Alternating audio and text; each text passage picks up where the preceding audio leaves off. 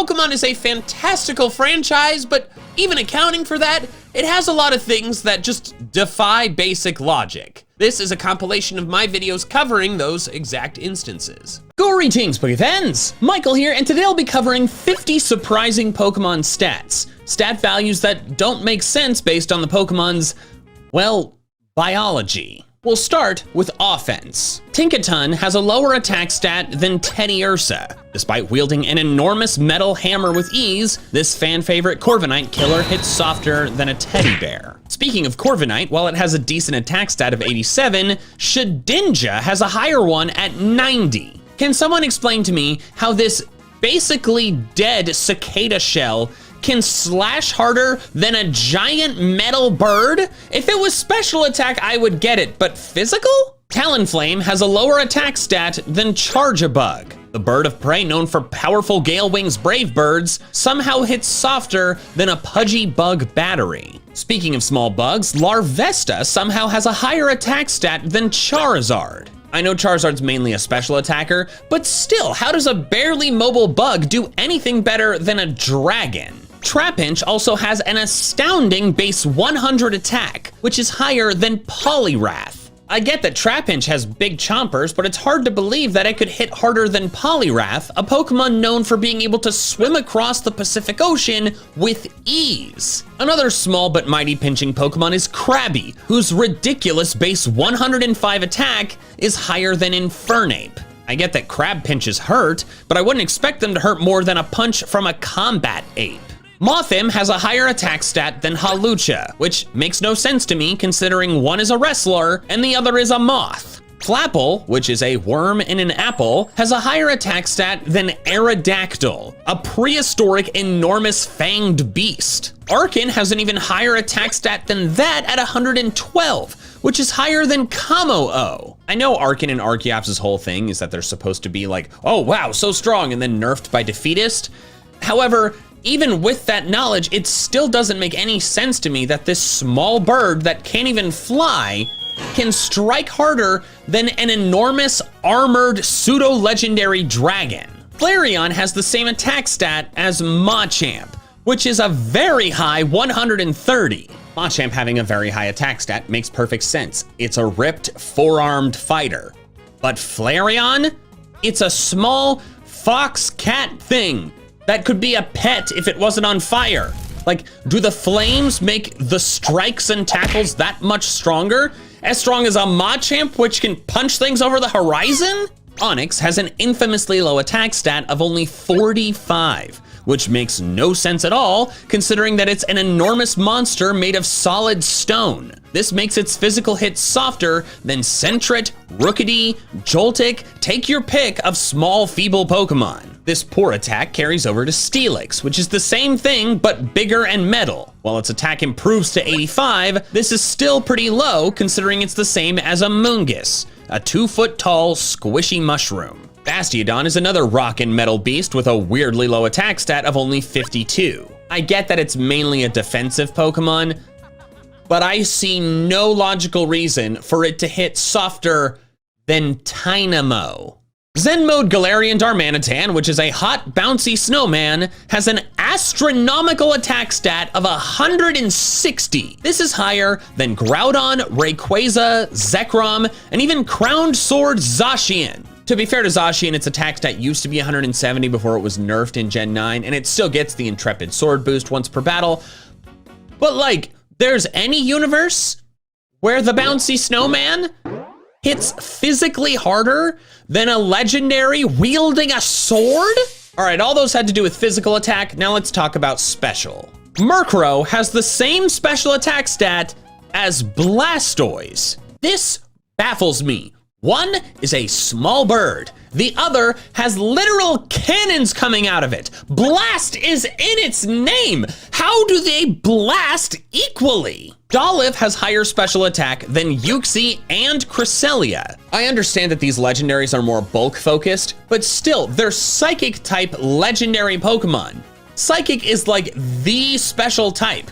So it's crazy that there are any psychic legendaries that hit softer than an Olive Doll. Speaking of psychic types, Claydol has a lower special attack stat than Unknown and Wormadam Plant Cloak. Again, Claydol is more bulk focused, but it's still weird that a fully evolved psychic type does less special damage than this goofy plant bagworm and one of the most infamously useless Pokemon ever made. Abra is a psychic type that does have higher special attack, but it's crazy high. It's 105, which is higher than Greninja's 103. I know it's a psychic type, the special type, I just said that, but it spends all its time fleeing and sleeping.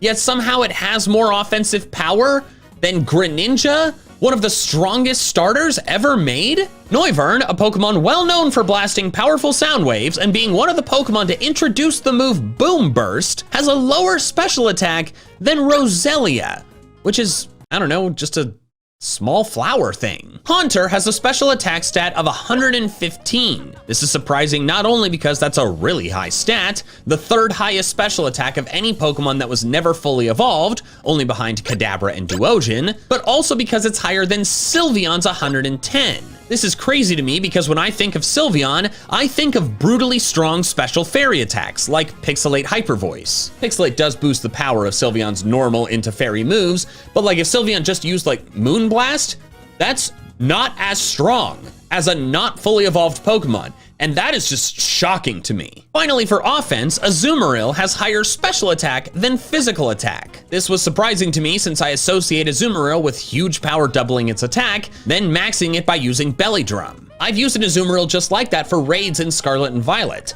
and I had no idea that without those modifications, its special attack hits harder. It's just weird to me. That wraps up offense, and next I'll be talking about speed. But before I do, I would like to ask you a quick favor, and that is to subscribe to this channel. It's getting very close to 2 million subs. It'd be really exciting to get there, and I can't get there without you. So, pretty please?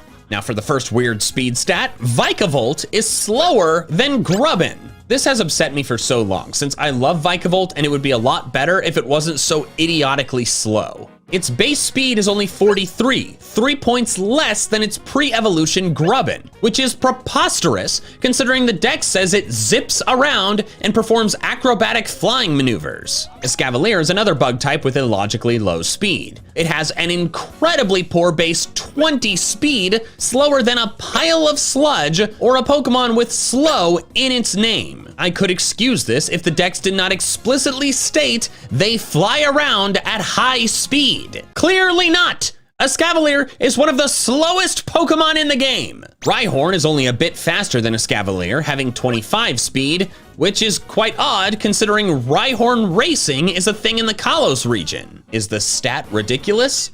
Or are the races really boring? Number 6 Snelly rockets out of the starting blocks, leaving the other 2 competitors in the dust. Varoom zips around Scarlet and Violet and is difficult to avoid if it decides to attack you. This makes sense since it's a flying engine, and yet its speed stat is only 47. That's slower than Weedle. Veluza similarly attacks with great speed, yet its speed is only 70, which is slower than Feet for Legs Shroodle. I should mention part of Veluza's lore is that it sheds its own flesh to boost its power and speed, hence its usage of Fillet Away, its signature move that halves its HP to boost its attack, special attack, and speed by 2 stages each. Yet when a battle with Veluza starts, it's perfectly healthy, so either it's not shedding the flesh, and therefore moves crazy fast despite its speed stat, or it is, and is recovering before it attacks you, which would be nonsense, because it doesn't recover that health that it loses in battle. Wiglet has a higher speed stat than Revavroom, which, unlike Varoom, does not have ludicrously low speed. Revavroom's is 90, which is slower than I'd expect, but still decent. Meanwhile, the little Eels is 95. Wiglet's relative Dugtrio is also weirdly fast, having a speed of 120.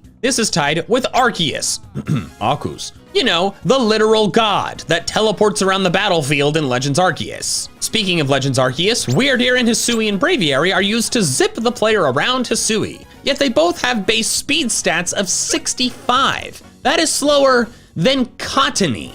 Bouffalante is a big bison known for powerful charges, yet it is slower than Venipede. How does a bison move slower than a Tannibug? Celesteela, an Ultra Beast that people saw flying across the sky at high speed, only has 61 base speed. This is slower than Alcremie. The rocket ship loses to a pile of cream that doesn't have legs. My mortal enemy Miltank has a base speed stat of 100, which is a smidge faster than Genesect. Miltank is a stupid fat cow with sausage nipples. Meanwhile, Genesect can transform into a flying spaceship.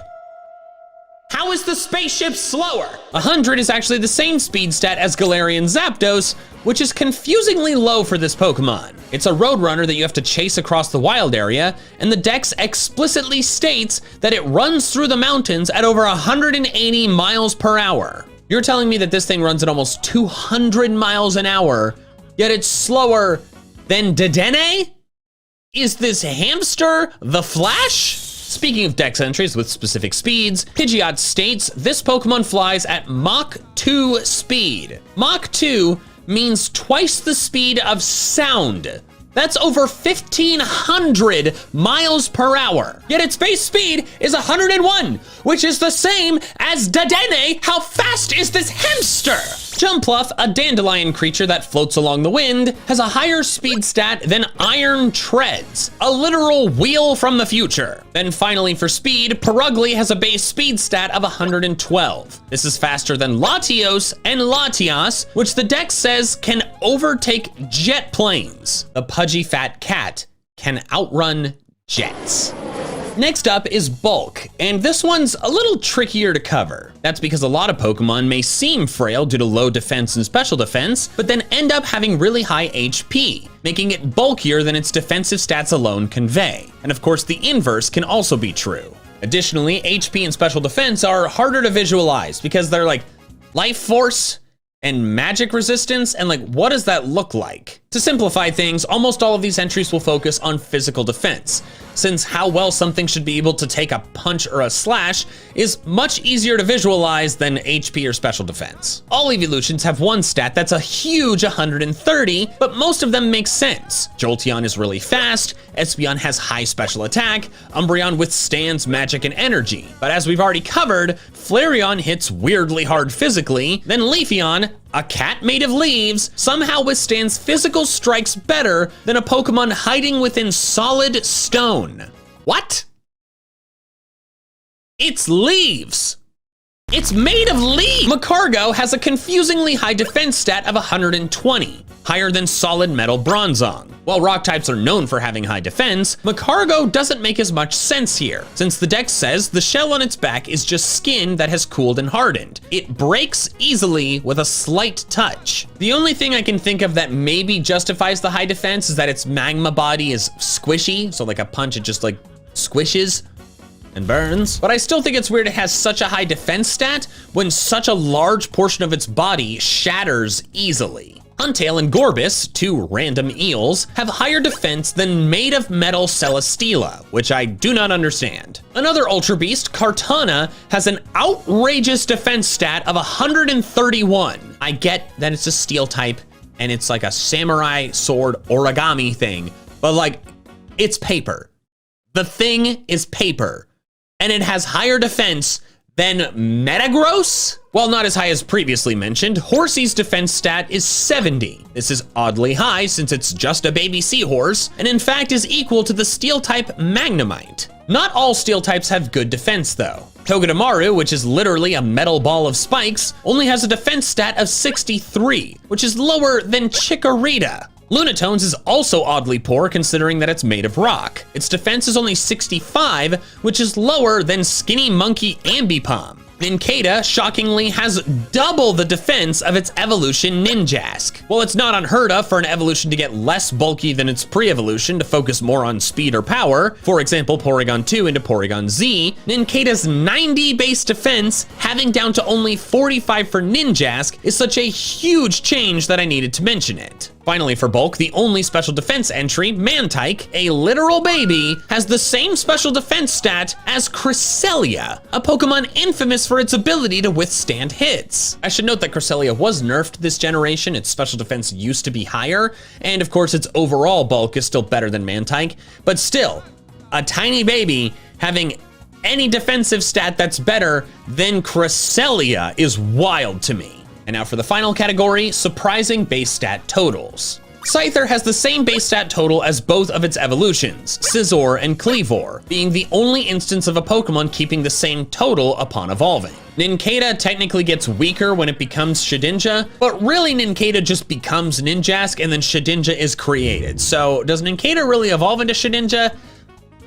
Spiritomb, a Pokemon well known for being incredibly difficult to obtain, does not have the power level one would expect from such an elusive Pokemon. Its base stat total is only 485, which is lower than famously underwhelming Unfezant. Beautifly has a higher base stat total than Dustox, which is uncommon for split evolutions. This happened because in Gen 6, Beautifly received a 10-point buff to its special attack, while Dustox did not. Similarly, Poliwrath is stronger than Politoed, its base stat total being 510 compared to Politoed's 500. Like with Beautifly and Dustox, this happened because Poliwrath got a Gen 6 buff to its primary offensive stat that its counterpart did not get. And finally, Onix. Just Onix. I will never understand why this incredibly large stone beast is so awful. Its base stat total is only 385, which is lower than small dragonfly Yanma and baby Pokemon Munchlax. I know they remedied it by creating Steelix in the next generation,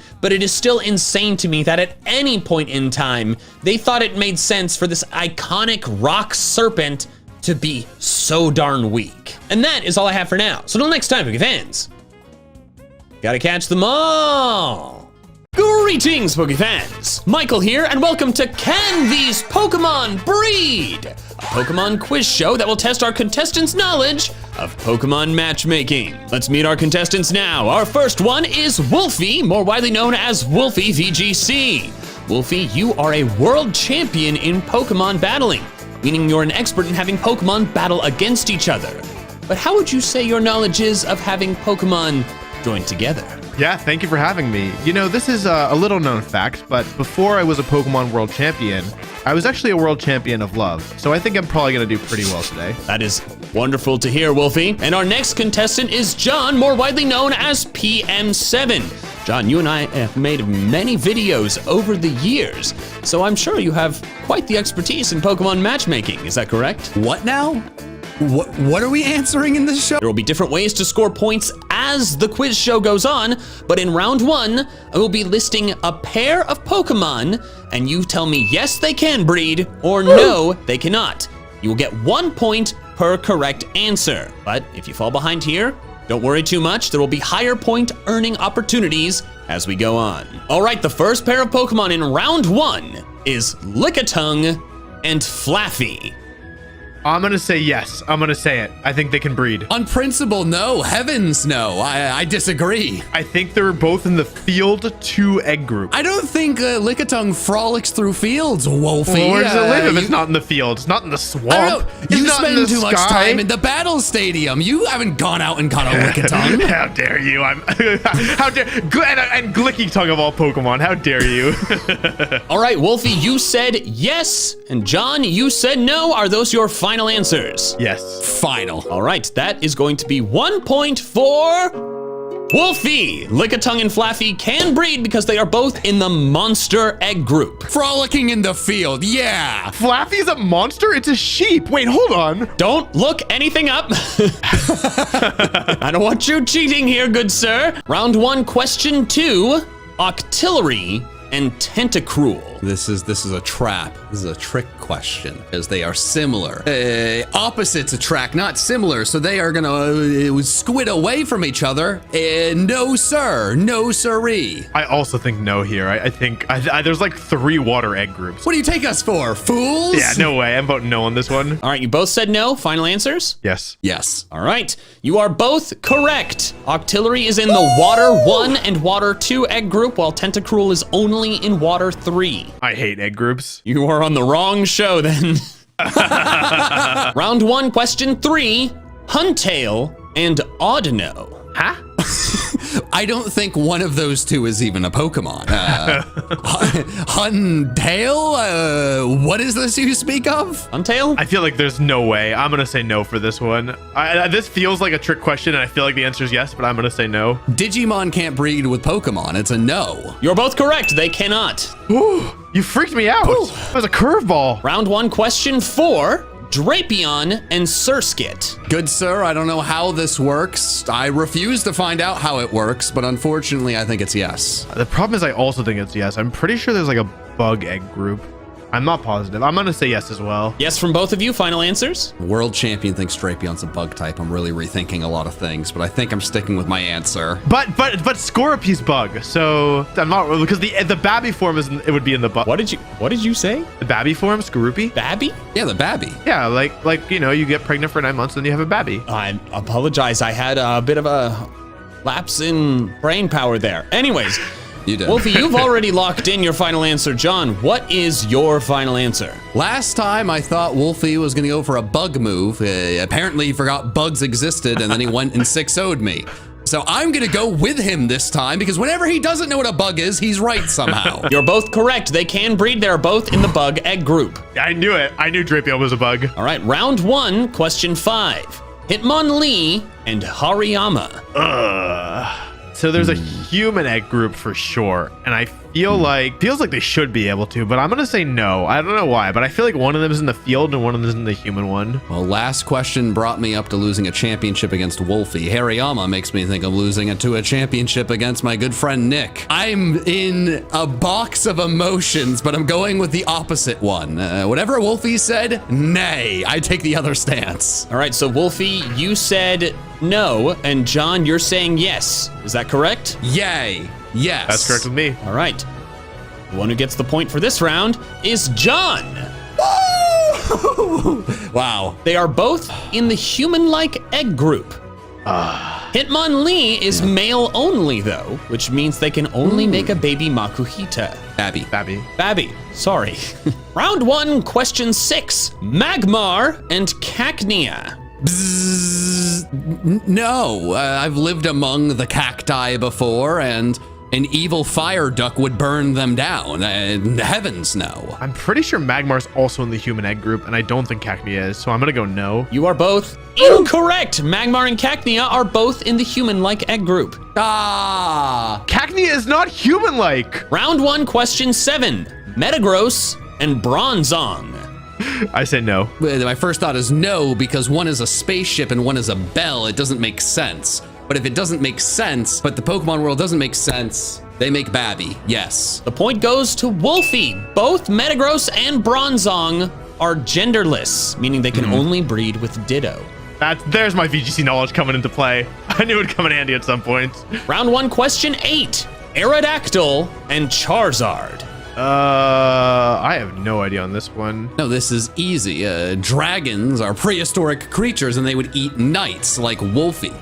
And then Aerodactyls from a prehistoric age, and it would also eat Wolfie. I don't want to think about eating Wolfie, so I'm gonna say no here. No from Wolfie, yes from John. Final answers? Yep. Yes. The point goes to Wolfie. Aerodactyl is only in the flying egg group, while Charizard is in both monster and dragon. I'm sending one to eat you, Mr. Host Man. No! I don't make the biology rules, good sir. I simply test your knowledge of them. Round 1, question 9. Delcatty and Pachirisu. Field egg group? Sure, I'll say yeah. If I flip enough coins, heads will be correct eventually. I'm going yes again. You are both correct. Delcatty and Pachirisu are actually double compatible. They are both in the field and both in the fairy egg groups. The final question of round 1. Rillaboom and Ferrothorn. That sounds like it would be painful. No, I think this is where I drop the no answer. I mean they're both grass creatures, but I don't. No Babby, no. I'm gonna say yes because I'm not in a mood where I'm feeling very warm towards Rillaboom. So So for my own purposes, I'm gonna say yes. All right, yes from Wolfie, no from John. Correct. No, I'm going with Wolfie. That means he was spited and he lost, and him losing gives me a chance to win in the future. Wait, so are you taking my answer? I'm taking your answer. Okay, I want John to answer then. This is the ultimate bait and switch. I knew he would copy me, so I decided. I thought that John was right the whole time. Oh no. So I'll go no in that case. Oh, so we have wait. What are your final answers? He still probably lost to Rillaboom recently, so I'm going with yes. And I'll take no. That means the point goes to John. They are both in the plant egg group. Double sadness. Insult and injury. So the scores after round 1 are very close. Wolfie with 7 and John with 6. It's now time for round 2. The format of the questions will be the same, but for each correct answer, you'll get 2 points. Wow. 2 is bigger than 1. You guys are pillars of wit. Round 2, question 1, Riolu and Baniri. I'm gonna say no. Easy yes. The 2 points go to Wolfie. I'm pretty sure Babby Pokemon can't breed. I'm like 90% sure. You are correct. Riolu is technically a baby Pokemon, which I have never understood. Babby. It's technically a babby Pokemon, which I've never understood, but it is one. So 2 points to Wolfie. Round 2, question 2, Greninja and Dragonite. No, I don't think a frog would spend too much time with the mailman in the sky. So I'm tough because Dragonite is obviously in the Dragon Egg group, but it could be in either the Flying or the Monster Egg group, and Greninja could also be in the Monster Egg group. So I'm gonna say yes because I feel like there's a monster overlap here. Greninja and Dragonite, the points go to Wolfie, but not for the reason you thought. They are both in the Water 1 egg group. Why? because it comes out of a whirlpool in Pokemon Snap. I should have known. Round 2, question 3, Torchic and Slacking. I'm gonna say yes. My gut was no, because it's so obviously different that you would think no, but then you'd think, well, he's tricking us, so it's a yes. But I think you're on a different plane of thinking, Michael. I think you are above that and you are ready for the switcheroo. So with all of that, I'm predicting your prediction with the prediction of predicting. So what did I say again? You said no. I said yes. Yep. That's, yeah. The points go to Wolfie. They are both in the Field Egg group. Round 2, question 4, Execute and Sliggoo. Oh, wait. But you can't spell. Okay, wait. I'm gonna blow both your minds. Are you ready? Okay. Absolutely not. I'm not ready. You can't spell Sliggoo without GG, but you also can't spell execute without GG. So I'm gonna say yes. Oh, that's so good. He's so smart. Oh, this is tough because I don't want to steal his spotlight and go with him. But he's also smacking my bottom repeatedly, and I only liked a few of those. That was quite the exciting mental image. He says, you know, I was thinking yes in the beginning, so you know what? Maybe he's just agreeing with me. That's how I'll lie to myself. You are both incorrect. They cannot. Execute is only in grass, and Sliggoo is only in dragon. Oh. Round 2, question 5, Blissey and Alcremie. Oh, I hate both these Pokemon. Oh, yes. Nah, Blissy's in the Field Egg group. I'm saying no. Wolfie, no. John, yes. Final answers? Yep. Yes. The points go to Wolfie. What? I was thinking it because of the fairy group. He literally got it wrong. So, oh my God. Blissey and Alcremie are in fact both in the Fairy Egg group, but both of them are female only. Oh. Why is Alcremie female only? It's a dessert. Before we move on to the next half of round 2, if you want to be in the coolest egg group of all of them, the subscribed to MandJTV egg group, you can subscribe now and turn on notifications. You're going to jail? No, I'm if not. If you don't subscribe to MandJTV, that is. Anyways, round 2, question 6, Macargo and Boldore. Oh, this is even worse than Ferrothorn and Rillaboom. I don't like this one. How is this worse than Ferrothorn and Rillaboom? Because they're rocks. They're rocks. They're both rocks. It's a rock. What Mikey thinks about in his spare time is what he thinks about in his spare time. Stop judging. I'm going to say no. I don't like this one. I side with you, Mikey. Don't worry. Yes, I'm with you. Okay.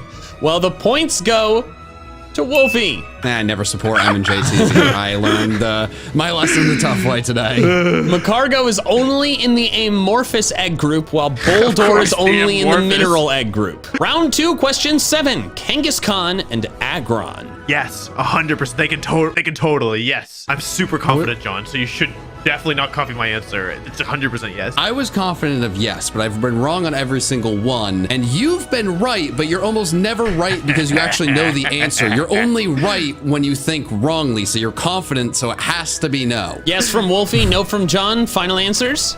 Yep. Yes, sure.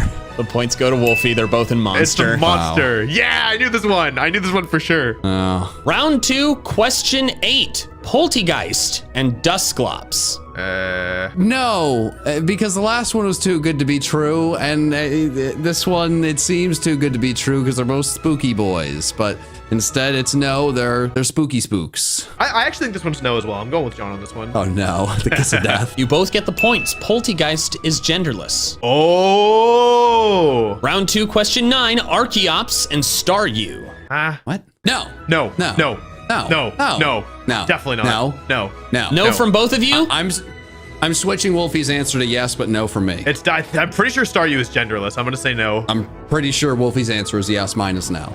Okay, so you both said no. Final answer? Yes, it's no. That is correct for both of you. Is Staryu genderless? It is, I'm and pretty sure. I made a mistake and I put down yes, and then you said it was genderless, and I was like, oh wait, he's right. I wrote it down because both of them are in the Water 3 egg group. For some reason, genderless Pokemon have egg groups. Why is Archeops? You said Archeops, right? Archeops is in the Water 3 egg group. That is the single biggest crime that I've heard today. That has to be like a labeling error. The final question of round 2, but this is not the final question of the show, so there's still a chance for John to come back. Round 2, question 10, Crobat and Decidueye. I know the answer. All right, I'll answer one first, though. Because I don't know the answer, so I don't want you to think I'm copying you. Okay, so this is tricky because, like, Crobat, obviously, and Decidueye, they're both bird-based. I feel like Decidueye is going to be in the flying egg group or something dumb. I'm going to say yes. I'm going to say no because the last answer was supposed to be yes, but he done goofed up. And they were supposed to be so opposite, and it's yes. This one, they're so similar, so it's no. Nothing to do with the Pokemon. I'm trying to get inside the mind of the test maker, which is the worst strategy anyone could ever use when taking a test. All right, so yes from Wolfie, no from John. Final answers? Yep. Yeah. The points go to Wolfie. They're both in flying. Yeah. Going into round 3, Wolfie has a sizable lead of 25 points to John's 10. However, round 3 could tip the scales because it is the final round and has a maximum point opportunity equal to both of the rounds before added together. Not that I need that. Oh, buddy, it's okay. Round 3 is one question with 10 correct answers, and our contestants will get 3 points for each correct answer, meaning a total possible maximum of 30 points. Are you gentlemen ready? As I'll ever be. Born ready. Born as a babby ready. All right, here is the final question. The undiscovered egg group consists of Pokemon that cannot breed under any circumstances, not even with Ditto. The group is primarily made up of legendary and babby Pokemon, but there are 10 Pokemon that are neither legendary nor baby. Name as many of those as you can, and you may list up to 10. As a bit of a hint, 3 of the answers are variations of Pokemon species that normally can breed. You have 1 minute, ready, go.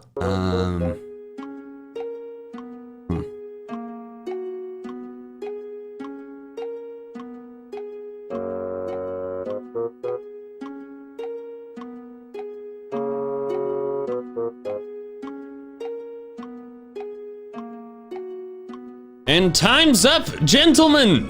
Wolfie, would you like to list your answers first? Okay.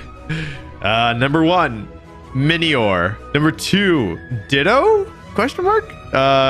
Number 3, Stonejourner. Number 4, now this is a good one. Unknown, maybe? Is that a legendary? I don't know, maybe. Number 5, Komala. It's a Pokemon, so that meets the first criteria, and it's always asleep, so I think it probably can't breed. I would hope not, otherwise Pokemon, you're gonna have some explaining to do. Okay, but here's where the big boys come in. Number 6, Ash Greninja. That's a Pokemon, pretty sure it can't breed. Number 7, Eternal Floette, the event Pokemon with Light of Ruin. Probably can't breed. That's not special. Number 8, Magnezone. Pretty sure this guy can breed, but I think he shouldn't be able to. Number 9, this one might be right. Creogonal. It might be able to breed, but it might also not have a gender. I don't know. And number 10, Unfazant, because that thing shouldn't even exist, and I want it to go extinct. I agree with you there, buddy. Okay, John, your turn. I wrote my answers on a pink weekly planner. Cute. I just wanted the audience to know. First one is Rotom. If Rotom doesn't count and you're counting Rotom as the appliance, I'll kill you. Just in case you screwed me on the first one, I put Zen mode Darmanitan. I didn't understand what you meant by forms. If I'm correct there, this one can't breed. If that's not what you meant, I was confused. Porygon, I was running out of ideas, but then I had a second wind and put Unknown, Minior, and Cryogonal. 3 things Wolfie put, so they're not gonna help me if they're right.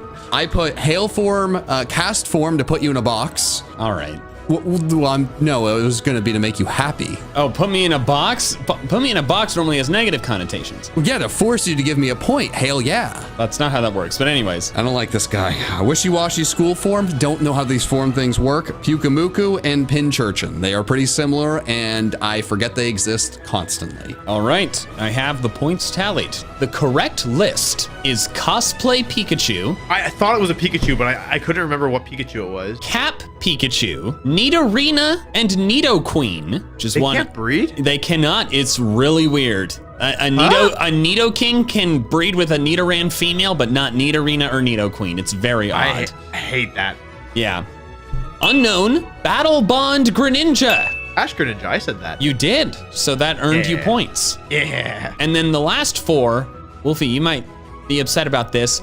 Dracozolt, Arctozolt, Dracovish, and Arctovish. I almost wrote Dracovish just because I liked it, but I thought I couldn't remember. I couldn't remember. I thought that you could breed them though. Nope, you cannot. They don't let abominations reproduce. So, with 2 correct answers from Wolfie, that brings his point total to 31. And with 1 from John, that brings his to 13. Oh, look at that. Like a little palindrome. Congratulations, Wolfie. You are the winner of Can These Pokemon Breed, which means you will be receiving a mighty plush to call your very own. But for those of you who weren't able to compete today, if you want to get your own, MandJTVmerch.com for a very limited time, linked in the description below. Thank you so much to both of our contestants. And that is all I have for now. So until next time, Poke fans. Gotta catch them all. Greetings, Poke fans! Michael here, and there are a variety of ways that Pokemon can evolve. Leveling up, being traded, having an evolution stone used on them, passing under the arch in the Dusty Bowl after it has lost 49 HP or more from a single attack without fainting in that battle or since. That one was annoying. But a unique quirk about some of these evolution methods is that they require a trainer's influence. That means there are certain evolved form Pokemon that should be impossible to find in the wild, but are found there anyways. Today I'm going to be going over every single impossible wild Pokemon. Impossible meaning that that species of Pokemon is obtained through methods that require a trainer, but it's found in the wild anyways. Also, I'm only going to be covering impossible species, not possible species at impossible levels. For example, coughing evolves into wheezing at level 35, but you can find level 16 wild wheezing in the burned tower in Crystal. I'm not gonna be covering all the examples of that because there's a lot, and frankly, I don't have the time. So don't forget to subscribe to my channel since less than half of my viewers are subscribed, which makes me very sad. But now let's dive into every impossible wild Pokemon. The first thing we need to go over is the evolution methods that are possible in the wild, and therefore eliminate all of the Pokemon that fall under those evolution method umbrellas. The first is plain old leveling up. Pokemon are free to battle in the wild, which means they would gain experience points. And once they gain enough experience points and levels, they can reach their evolution level. So that's totally possible in the wild. Location-based level up evolutions are also possible in the wild. The Pokemon simply has to level up in that place, which is very possible for that Pokemon to do. Evolving by leveling up while holding an item is also possible in the wild. The Pokemon could theoretically find their particular evolution item and take a liking to it and hold on to it, and then they fight some battles while holding it, get some experience, level up, and boom, they've evolved into the new form. That is totally possible in my opinion. The next variation of the level up method is if a certain Pokemon is in the party.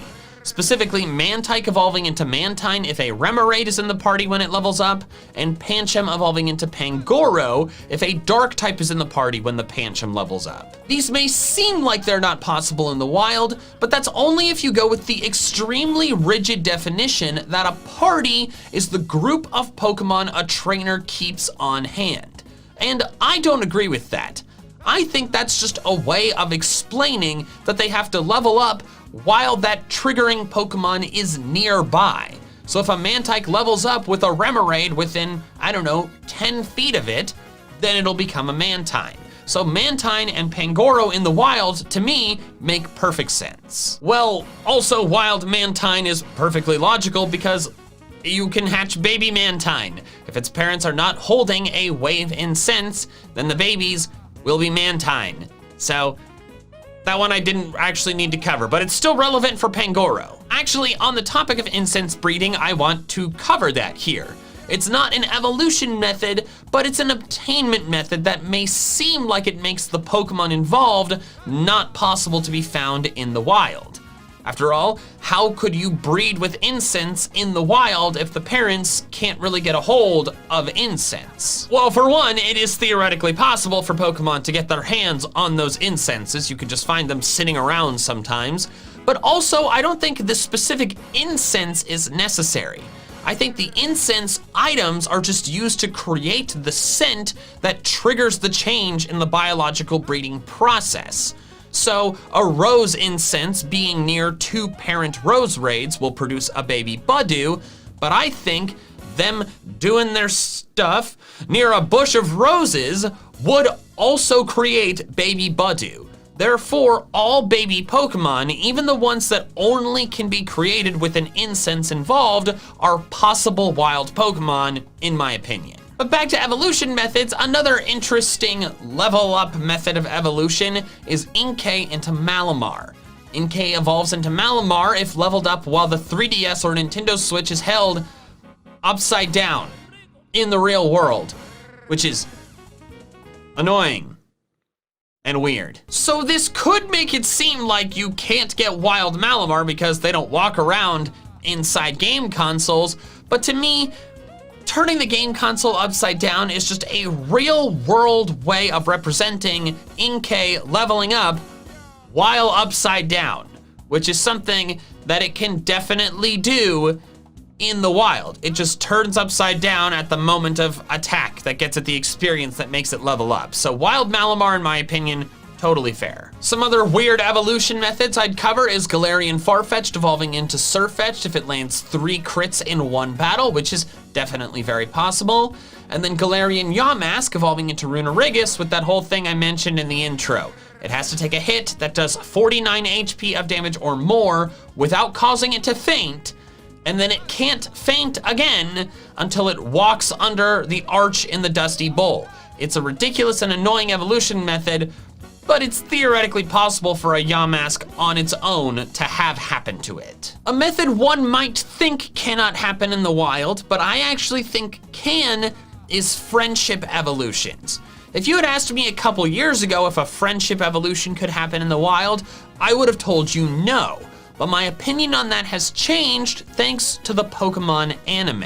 In the first episode of Pokemon Journeys, we see that Ash's Pikachu actually used to be a Pichu, but it was able to friendship evolve thanks to a strong bond it shared with the Kangaskhan mother and child that cared for it for a while. What this means is that the friendship evolution can be triggered not just by a bond with a person or a trainer, but also by a strong bond with other Pokemon.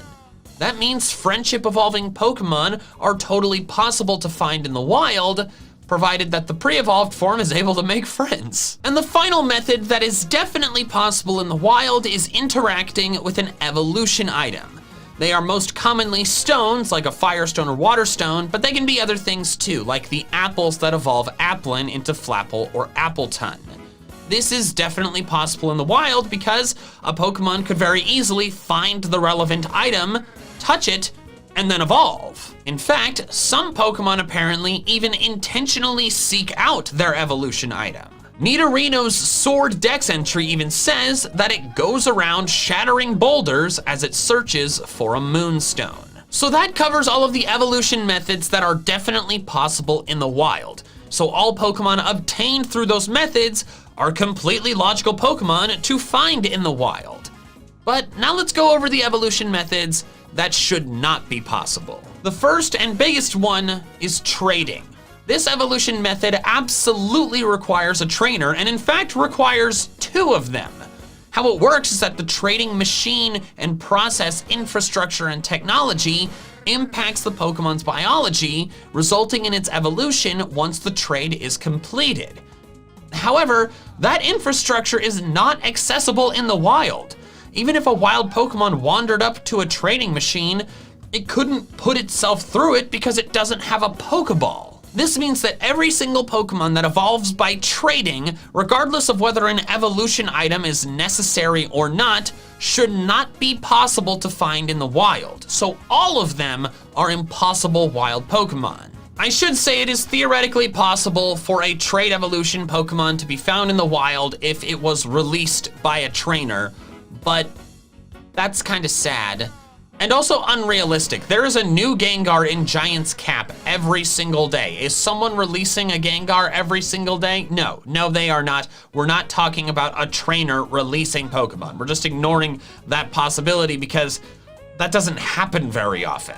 Now let's go over all of the trade evolution Pokemon to see if they are found in the wild and therefore are impossible at some point or another. Alakazam can be found in Loop Lagoon and the Insular Sea in the Isle of Armor. Machamp can be found in Giant's Mirror, along with many different locations in max raid battles. As of writing this video, both forms of Golem cannot be obtained in the wild. Gengar has actually been findable in the wild since Gen 4, spawning in the Old Chateau in the Sinnoh games, if any Gen 3 cartridges in the DS, then in Thrifty Megamart in the Alola games as an SOS battle Pokemon, then in Giant's Cap and Max Raid battles in Sword and Shield. Politoed has actually been found in even more places, showing up somewhere in the wild in every game since Black and White, except Oris and Let's Go. Slowking has been found in just a couple places, the Abundant Shrine in Black and White, Kala'i Bay in Ultra Sun and Ultra Moon,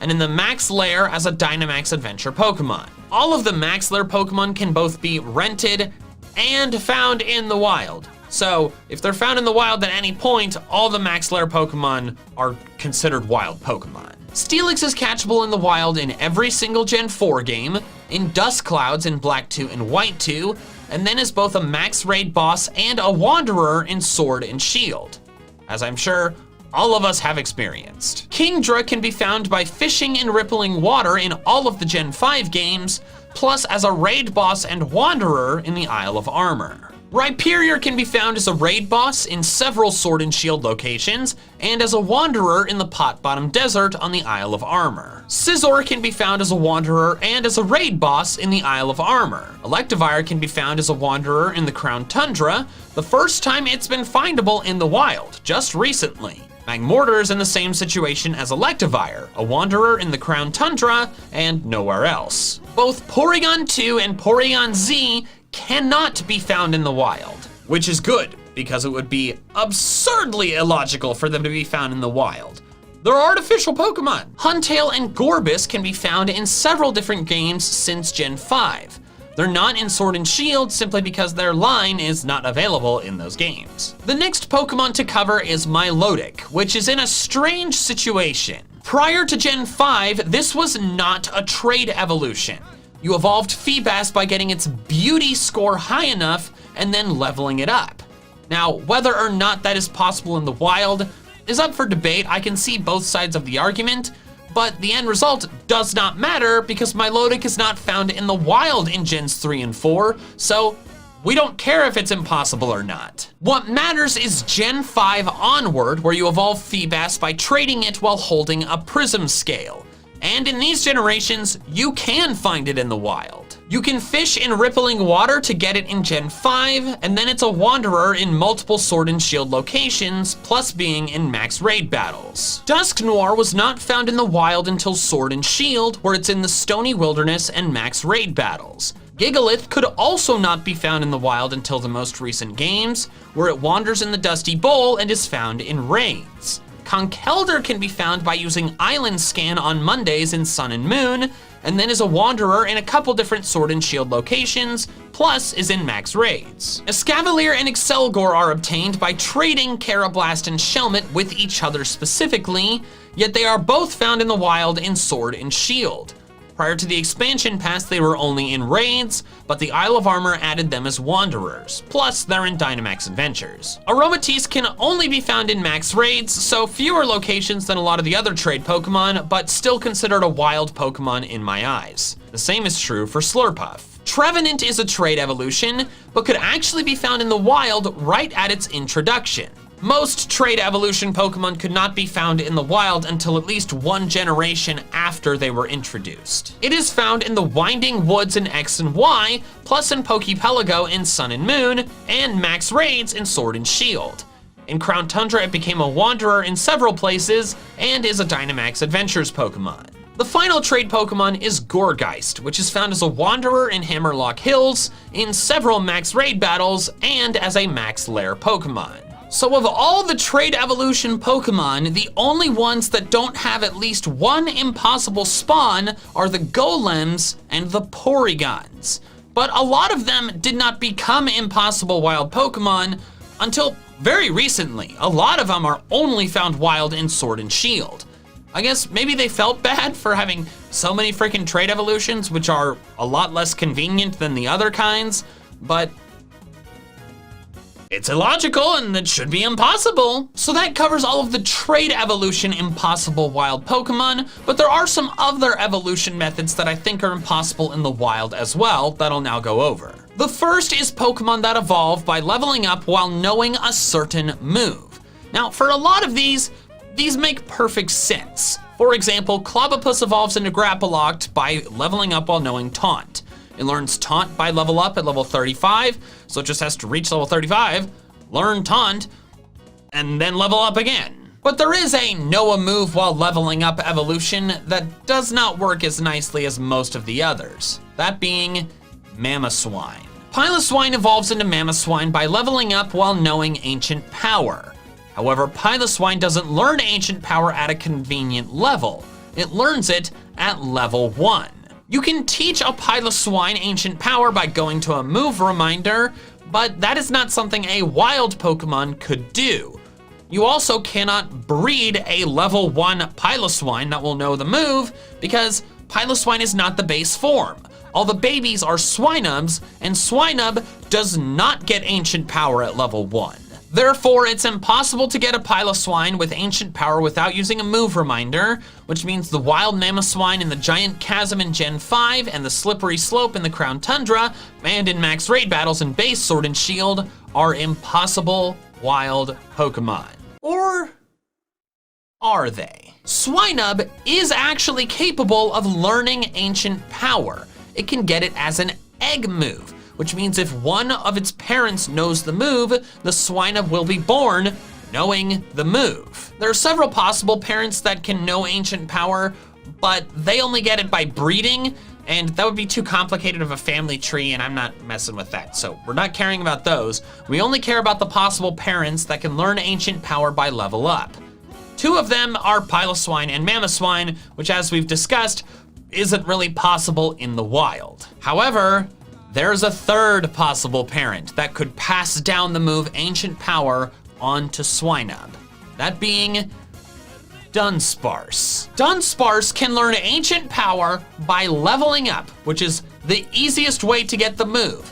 That means that if a male Dunsparce, knowing ancient power, bred with a female Swinub, it would produce a baby Swinub knowing ancient power, which could then not only become a Mamoswine itself, but it could also pass that move down onto other Swinubs and create more wild Mamoswine. So in short, all wild Mamoswines are descendants of a Dunsparce, which makes me very happy, and also I'm sure it makes my good buddy Pokemon 7 happy too, because Mamoswine and Dunsparce are two of his favorite Pokemon. The final Pokemon I'm going to cover is Alcremie. Milcery evolves into Alcremie by holding a sweet, then being spun around, the spinning being done by the trainer. This is an iffy one, but I think this makes Alcremie an impossible wild Pokemon.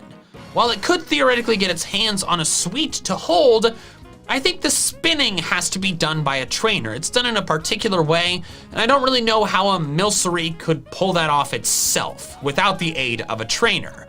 Therefore, the wild Alcremies found in max raid battles, to me, are impossible wild Pokemon. So in short, all of the impossible wild Pokemon are every trade evolution Pokemon except the Golems and Porygons plus Alcremie. All right, that's all I have for now. So until next time, big fans.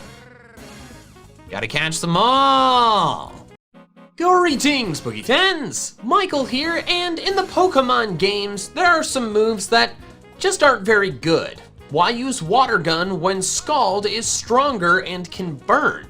Why use Thunder Shock when you can use Thunderbolt? The same thing, but stronger. Now, of course, these weaker moves are important for the earlier parts of a playthrough to balance the game, but for post-game or competitive play, they're not very useful. But they're not completely useless. They still do damage, just less damage than their better alternatives. However, there are some situations out there where a Pokemon can learn a move that for it specifically, the move is completely useless. It either does nothing, always fails, or does something redundant. Today I'm going to be listing 10 instances of a Pokemon being able to learn a move that is useless for it specifically. However, I should specify up front that I'm going to be ignoring uncommon situations, mainly typings or abilities being changed or suppressed. Most of the moves that I'm going to be talking about are useless because they clash with the Pokemon's ability or typing. So therefore, if that ability or type goes away, then the move is no longer useless. However, that only occurs in uncommon battle situations, and it would be kind of annoying to specify that every single entry. So just assume that all of these entries have to do with regular battle situations without any attributes of a Pokemon being changed. But now let's start with the first entry on our list, the first useless move situation, that being number 1, floating Pokemon with Magnet Rise. Magnet Rise is an electric type move introduced in Generation 4. For 5 turns after using it, the user acts like it has the ability Levitate.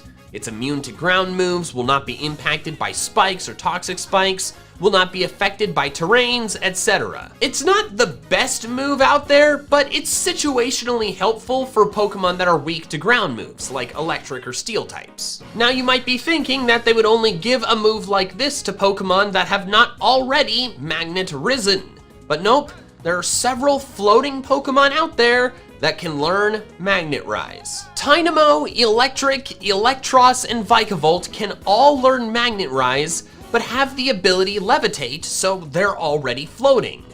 Minior and Celesteela can also learn it, but are flying type Pokemon, so they too are already immune to ground moves. Of course, there are many situations where these Pokemon could stop floating, like they lose Levitate, or gravity is in effect, or they're hit by Smackdown, but as I said in the intro, I'm not going to be focusing on uncommon situations. The vast majority of the time, these Pokemon using Magnet Rise would be a complete waste of a turn. Next is a move that isn't very good normally, but it's completely useless on one particular Pokemon. That being number 2, Umbreon with Synchro Noise. Synchro Noise is a psychic type move introduced in Generation 5.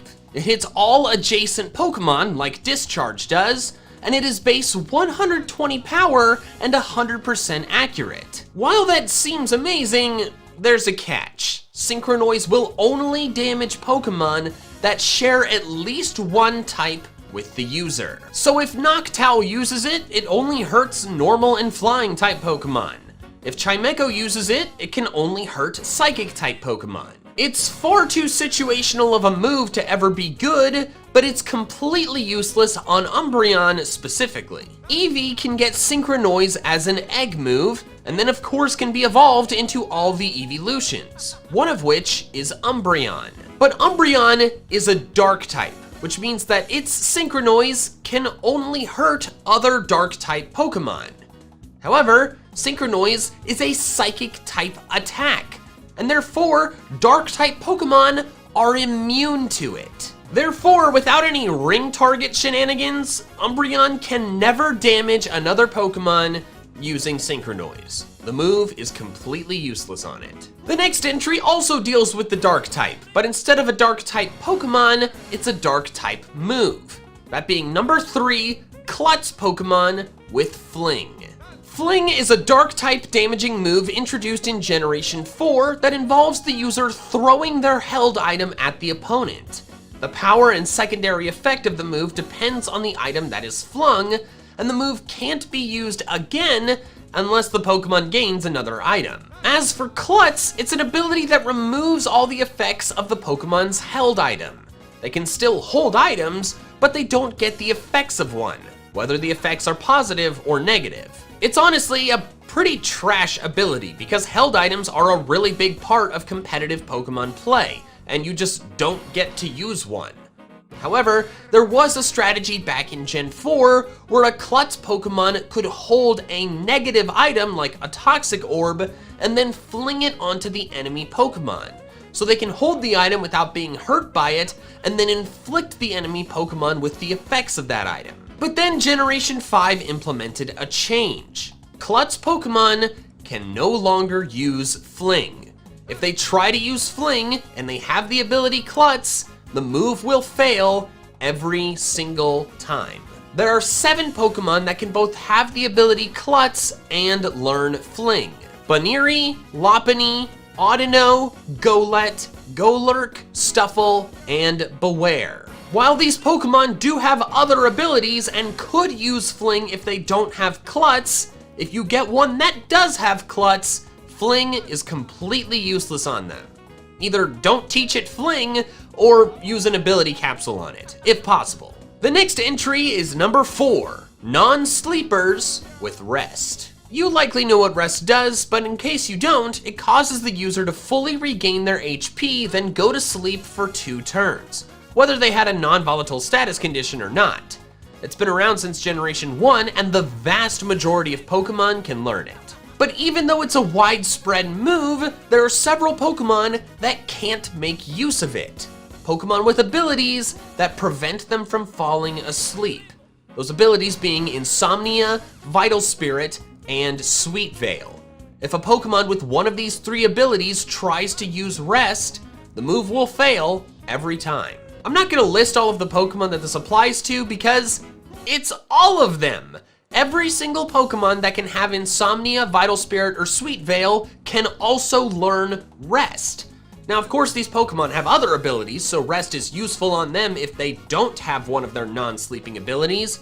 But if they do, don't teach it Rest. The move is a complete waste. Next is another situation involving Rest, but for a different reason. That being number 5, Shedinja with Rest. Now, Shedinja doesn't have Vital Spirit, Insomnia, or Sweet Veil. It can fall asleep. However, Rest can fail for 2 reasons. The first is if the Pokemon can't fall asleep, but the other is if the Pokemon's HP is full. Shedinja is a weird Pokemon due to its ability. Wonder Guard prevents all direct attack damage to it unless the move is super effective. To compensate for that OP ability, Shedinja's base HP stat is 1. Literally 1. The max HP a Shedinja can have, even at level 100, is 1. Therefore, Rest will always fail if a Shedinja tries to use it. Because since Shedinja only has 1 HP, it's either at full HP or it's dead. There's no in-between, and an in-between value is necessary for rest to work. The move will always fail if a Shedinja tries to use it. Side note, an honorable mention useless move for Shedinja is Final Gambit. This move causes the user to faint, but does damage to the target equal to the HP that the user lost by fainting. So since Shedinja only has 1 HP, Final Gambit will only ever do 1 HP point of damage if a Shedinja uses it. Not technically useless, but so close to useless that I figured I should mention it. Alright, so that's 2 entries having to do with rest, so let's stay on theme and have another entry not about rest specifically, but about just being generally lazy. That being number 6, Truant Pokemon with 2-turn moves. You likely know what Truant does. It's a hindering ability that only allows the Pokemon to move every other turn, with the Pokemon loafing around on the off turns. The ability sucks and is only useful if you are inflicting an enemy Pokemon with it, like by using entrainment. But what you may not have realized about Truant Pokemon is that they can't use 2-turn moves. On one of their good turns, they can initiate the charging turn of the move, but then on the second turn, they're loafing around. The move never gets to finish, and therefore the charging of it is reset. The moves simply don't work. Of the 3 Truant Pokemon, each can learn 1 2-turn move that will consistently fail. Slackoth and Slacking get Solar Beam, and Durant gets Dig. Now, of course, there are ways to get around this. If Truant goes away, then they're fine, and a Power Herb allows them to use the 2-turn charging move in just 1 turn, 1 time. So it allows them to use Solar Beam or Dig once. Also, if the sunlight is harsh, then Slackoth and Slacking can fire Solar Beams off in just 1 turn, every other turn when they're not loafing around. But there's no way to speed up and make Dig take only 1 turn other than a Power Herb. So if it's not holding a Power Herb, a Truant Durant can never use Dig. Thankfully, this situation isn't really a problem. Slacking is a physical attacker, so it's not gonna wanna use Solar Beam anyways, and Durant has non-Truant abilities that you're going to pick every time unless you're doing the Truant entrainment strategy. But still, technically, if the Pokemon has Truant, the 2-turn moves are useless. Next is number 7, Shadow Tag Pokemon with Mean Look. Shadow Tag is an ability that prevents enemy Pokemon from fleeing wild battles or switching out in trainer battles.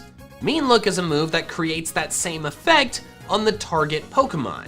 Prior to Gen 6, both of these worked on all Pokemon, but since Gen 6, they work on all Pokemon except Ghost types. Therefore, it doesn't make sense for a Shadow Tag Pokemon to know Mean Look.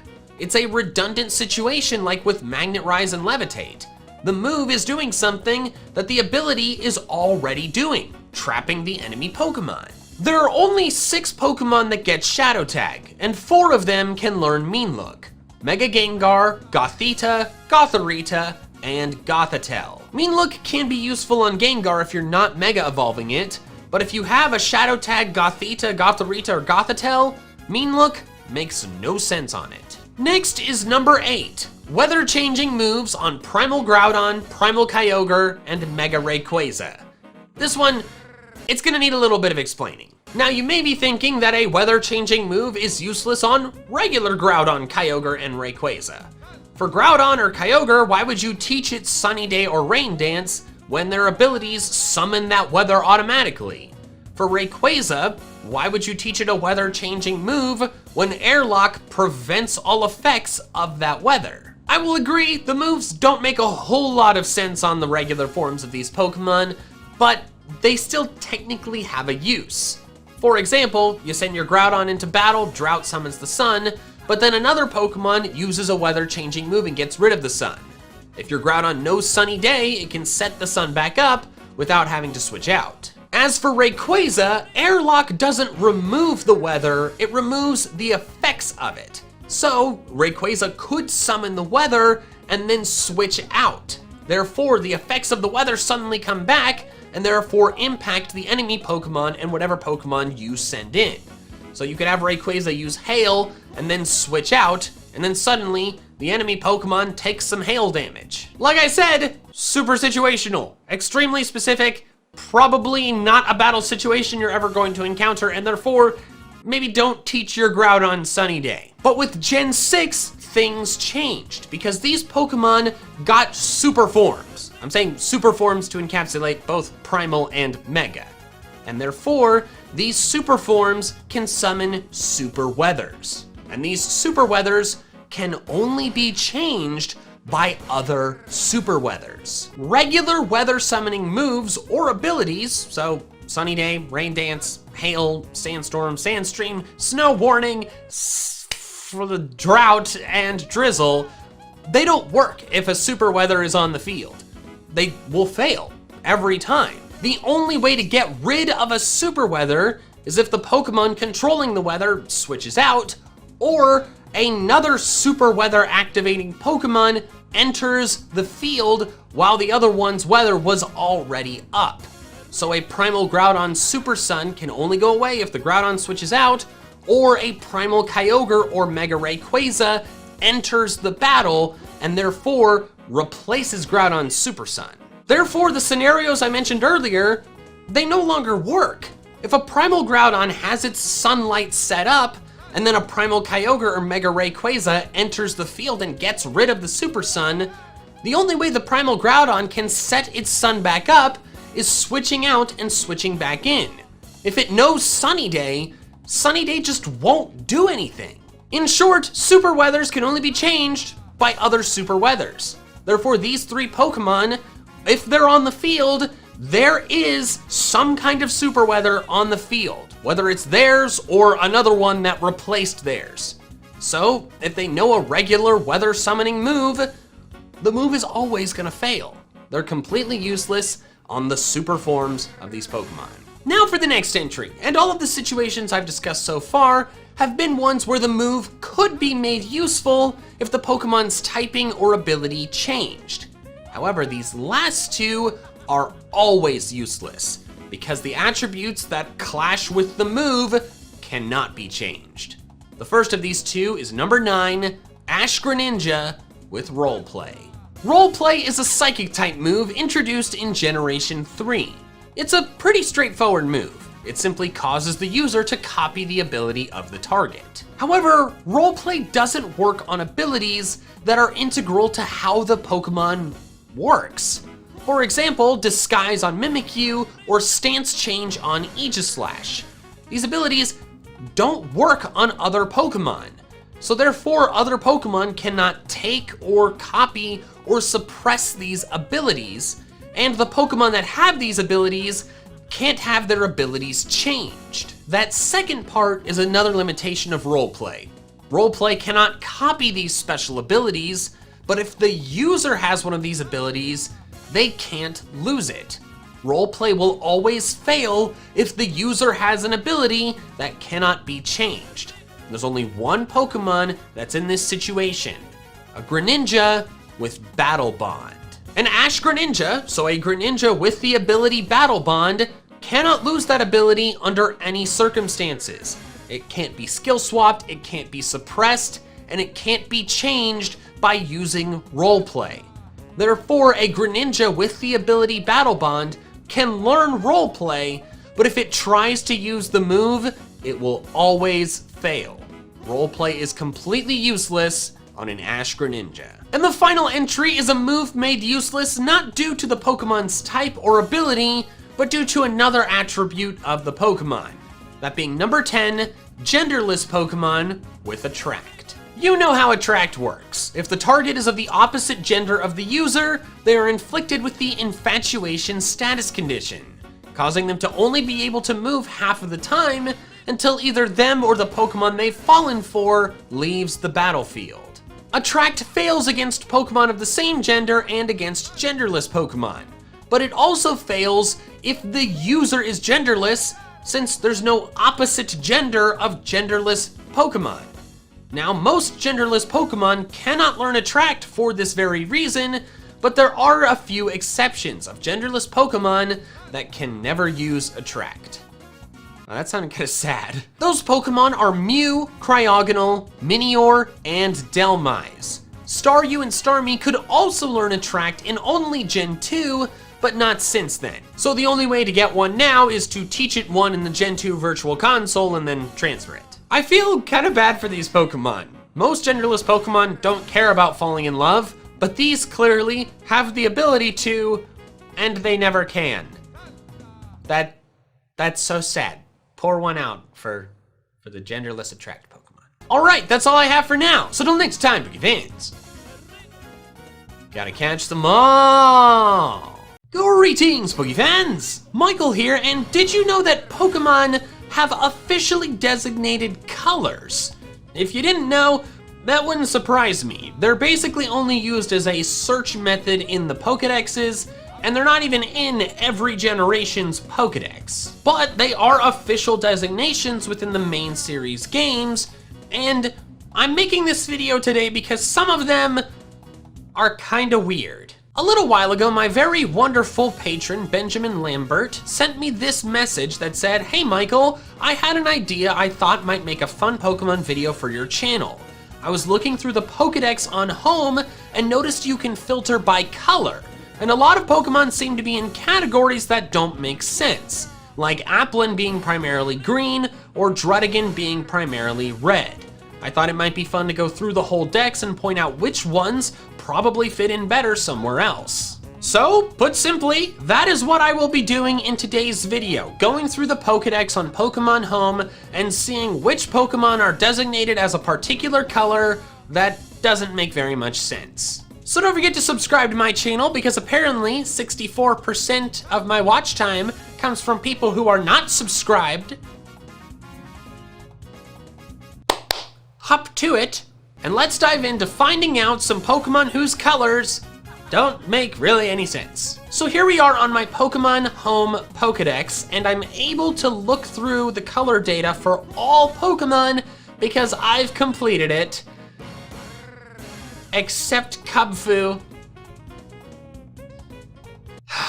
I didn't think to move Kubfu from my sword into Pokemon Home before evolving it, so I don't have that dex entry, but it's fine. I looked it up. It's designated as gray, which is, it's normal. It's not interesting. Plus, I can get this entry later whenever I play through Shield, so it's gonna be fine.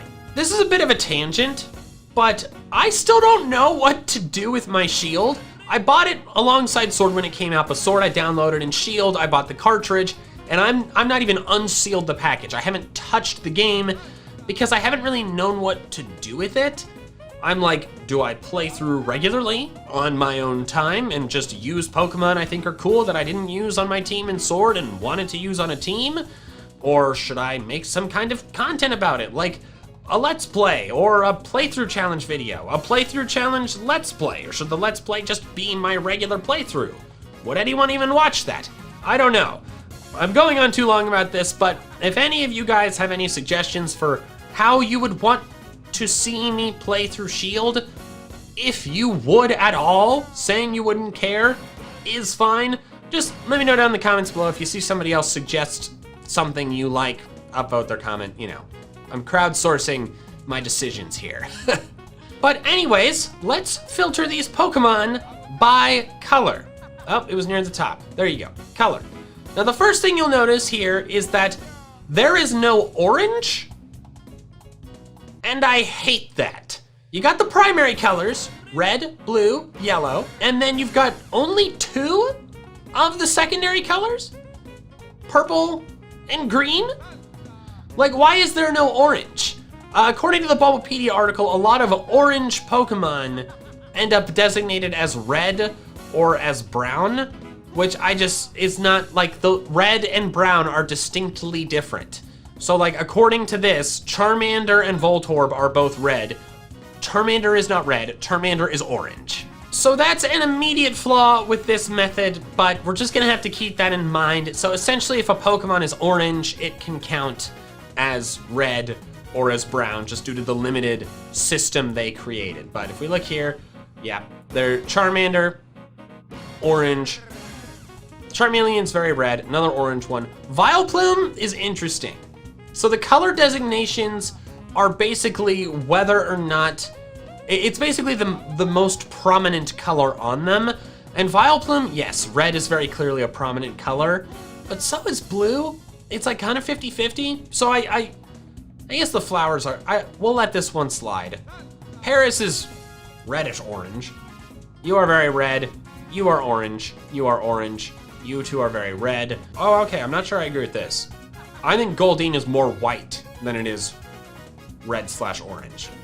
I think Goldeen should have been put in the white category. Also, I wanted to say, I considered scripting this video and like looking it up and scripting it afterward, but then I decided against it because I thought it would be more fun to capture my reactions for the ones that just don't make any sense. So that is why you're just getting me talking off the top of my head. Seeking, again, it's a lot of white. Yeah, it's closer than Goldeen, but still I'm not sure about this. Jinx could be purple as well, but it's mostly red, so this is fine. Magmar, yeah, red's fine. You are red. You are orange. You are red, red, red, red, red, orange, red, red, red. What? Dude, what? This thing is pink. Yeah, it's hot pink. It's not like pale pink like Clefairy, but I don't agree with putting this in the red category. Magby, red enough. Ho-Oh, yeah, Ho-Oh's red enough. Torchic, orange. Well, half orange, half yellow. Honestly, I would have put Combuskin in yellow. If there's no orange, just go with the other color. Blaziken, very red. Wurmple, red. Again, hot pink. I feel like Medicham should have been in the pink. Yeah, I don't think I agree with that. Wow, Carvana really is equal parts red, blue, and yellow. It's the Gen 1 Pokemon. That's in Gen 3. Orange, orange, closer to red. You are very red. You are orange and amazing. Hell yeah. Well, sun, yeah. Red, red, very orange. Close enough. Excuse me?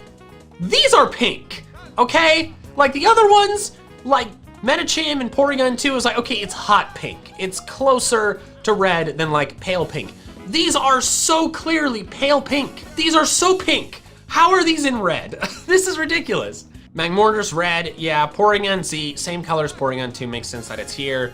Orange, orange, orange, orange, red, red, yeah, it's red. Its clothes are white. Red, red, pretty red. Yep, okay. Not seeing any I disagree with. Honestly, you could have gone in gray, but I think it's fine. I guess, well, no, okay, is the rock part of its body? Technically, no, so I guess that's fair. You are the same situation. Very orange. That's trending on pink territory. You two are, not, I think I would have put you in pink. And then, okay, here's the one that Benjamin mentioned, Druddigon. Yes, Druddigon has red on its body. It's supposed to be the most prominent color. Blue is absolutely the most prominent color on Druddigon. It should not be in the red category. Just because its face is red doesn't mean the rest of it is. Good with this, good with that. Yeah, it looks less red than it actually is because you can't see the backside of the close wing, but Braviary's got a lot of red on it. Heatmore, yes. Oh, this is wrong. You two are yellow. Like, yeah, the ears are orange, and orange a lot, it clearly goes into red, but these should absolutely be in yellow. Delphox is much more red than Braixen or Fennekin. I don't know if they just put the first two in red because Delphox was, but they really shouldn't be here. I only have a couple of them, but these two are both red, so they're fine. Tyrantrum, oh, is Tyrantrum, Tyrantrum's like halfway between like red and brown. It's like a reddish brown. It could have gone in brown too. I think it's fine. You are red. You are mostly black, honestly. I feel like Litten should have been in the black category.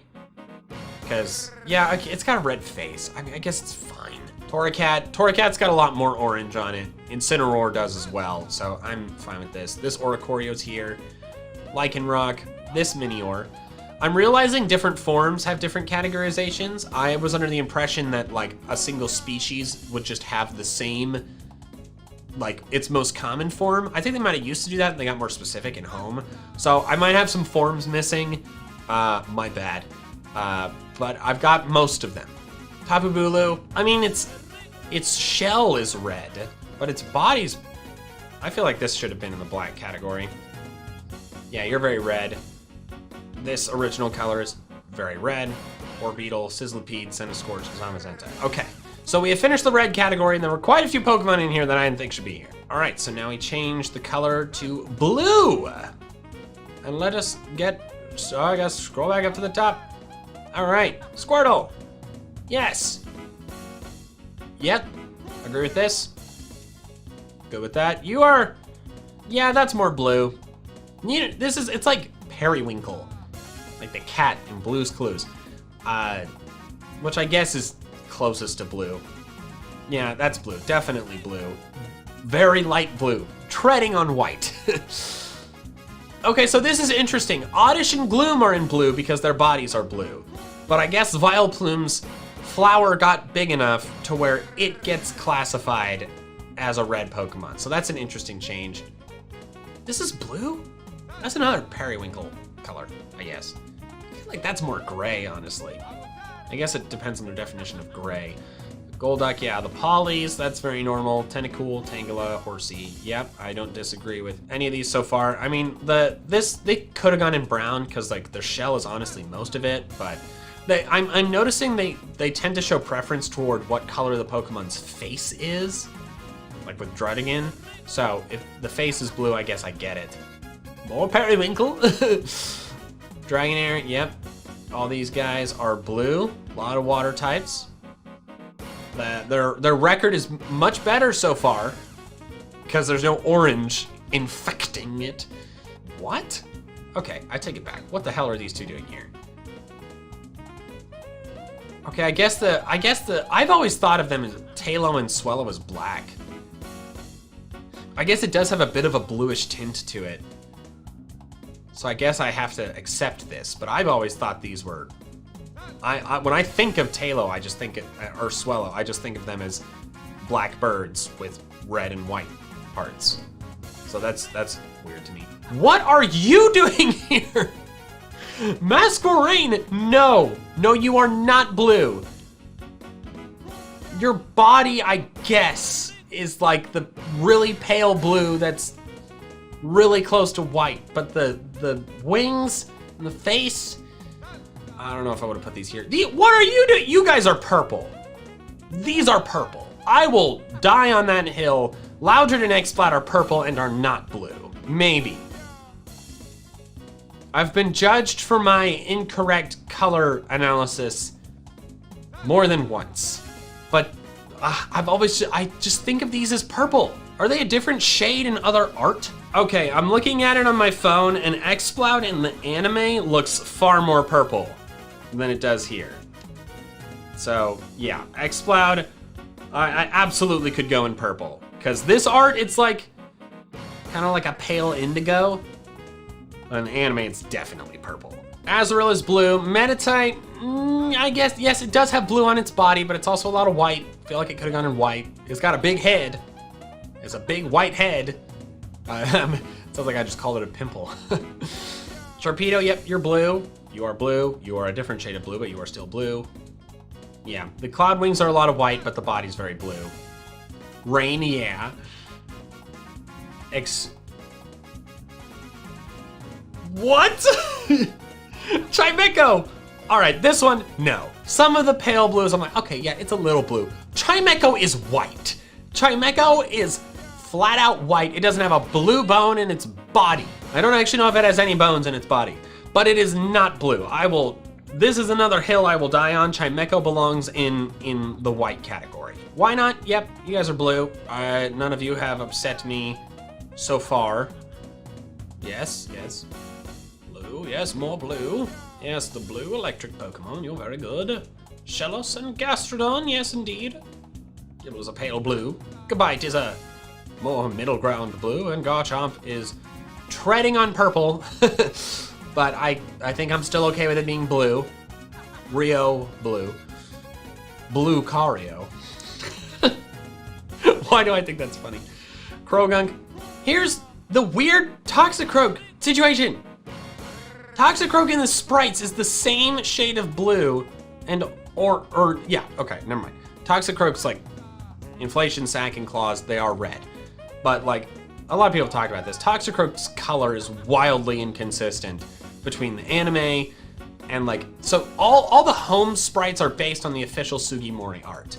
Look at the color of this Toxicroak compared to its official Sugimori art. It's very different. This one looks shiny. Okay, I thought that might show the shiny, it's just like, this is fun, look at that. It looks like it's breathing. But yeah, no, it's Toxicroak. It's still mostly blue, you know? It's just a weird, the Toxicroak color situation is odd. Blue, blue, blue, blue, you are all fine, so far you are fine. I haven't noticed any Pokemon that I disagree with. Maybe Gigalith. Gigalith is kind of purple, I don't know. What is it, navy? I should know this, Gigalith's one of my favorite Pokemon, but I guess you're blue enough. Woobat. Blue really has a range of like navy to like cyan in its coloration. Yeah, okay. Gen 5, good stretch. That's a weird color. Can we just talk about how weird this color is? Like part green, part blue. I guess it's got enough blue in its account. That's blue? I would have called LGM gray. I don't know about that. It's a light gray, but that looks more gray to me.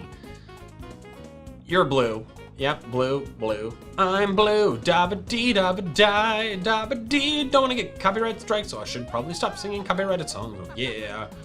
Another weird shade of blue with you. Well, more Malamar. That's blue. I feel like that's closer to purple in my opinion. Clauncher, Clawitzer, yes, yes. Aurorus, Bergmite, very pale blue, but I would still classify it as blue. Both forms of Xerneas are indeed blue. Vigavolt? Oh, that's just like, oh yeah, its coloring is the same as Electric and Electros, where it's like halfway between like dark blue and dark green. So I guess it works. Wishy-Washy? Okay, this Wishy-Washy is very clearly blue. This one I feel like is much more white. And I know they can do different colorations for different forms, but still, I feel like I would have put it in white. Yeah, a lot of blue on it. Could have gone blue or purple. You would have a lot more blue than purple, so yeah. The blue the blue core is blue. And the indigo core, that is not indigo. Can I just say that's just blue but more saturated. This is pale blue, that is honestly normal blue. Yeah, indigo is much darker in my opinion. All right, you are blue. Your top's blue, your bottom's purple. Do they go by the booty or do they go by the top? Yeah, I guess enough blues there to count. All right, we're here to Gen 8. Another weird pale indigo thing. Blue, yep, blue. I guess if you're icy, you're blue. All right, there we go, blue's done. Now we move on to green. Move back to the top, please. All right, there we go. Bulbasaur. Bulbasaur is a weird Pokemon. In some art, its body is very blue. Some art, they made its body much more green. They were like, it's the grass starter, it shouldn't be so freaking blue. Kind of like Squirtle. Squirtle's hue has changed over the years. But I guess the like, hey, well, you guys' bodies are still very blue. Yeah, I'm not entirely sure about this, but I guess they're the grass starters. They should be in the green category. Caterpie, Metapod, Bellsprout. Bellsprout should be, you guys should be yellow. I'm sorry. I know you're grass types. I know you have leaves on your body, but the most prominent part of your biology, the actual pictures, that is, are yellow. They should be in yellow. You're very colorful. You are a lot of colors altogether. We'll accept green because it's your head, I guess. Well, sometimes it's your head, it like moves. Anyways, Scyther, Chikorita, you are yellow. Bayleaf is yellow. I will die on this hill. Get Bayleaf out. I don't like that it's here. It is not green enough to be in this category. You are, though. Spinarak. Yeah, okay. Yeah, Tyranitar and Larvitar. Yeah, they're green. They're like a pale green, but they are still green. My boys! Hello. You're all green fighting machines. Dustox has a lot of green on its wings. Yeah, could have gone in purple, too. Ludicolo. Yeah, it's hands and legs. Yeah, it's a lot of yellow as well, but I guess green is fine. Yep, green. Green's got some interesting shades too. Yeah, this is green enough because its body is tan, which is like, is that brown? Is that yellow? I don't really know. But since its wings are green, putting it in green, I accept that for Vibrava. Yeah, you guys are green enough. This Burmy and Wormadam are actually in the right category.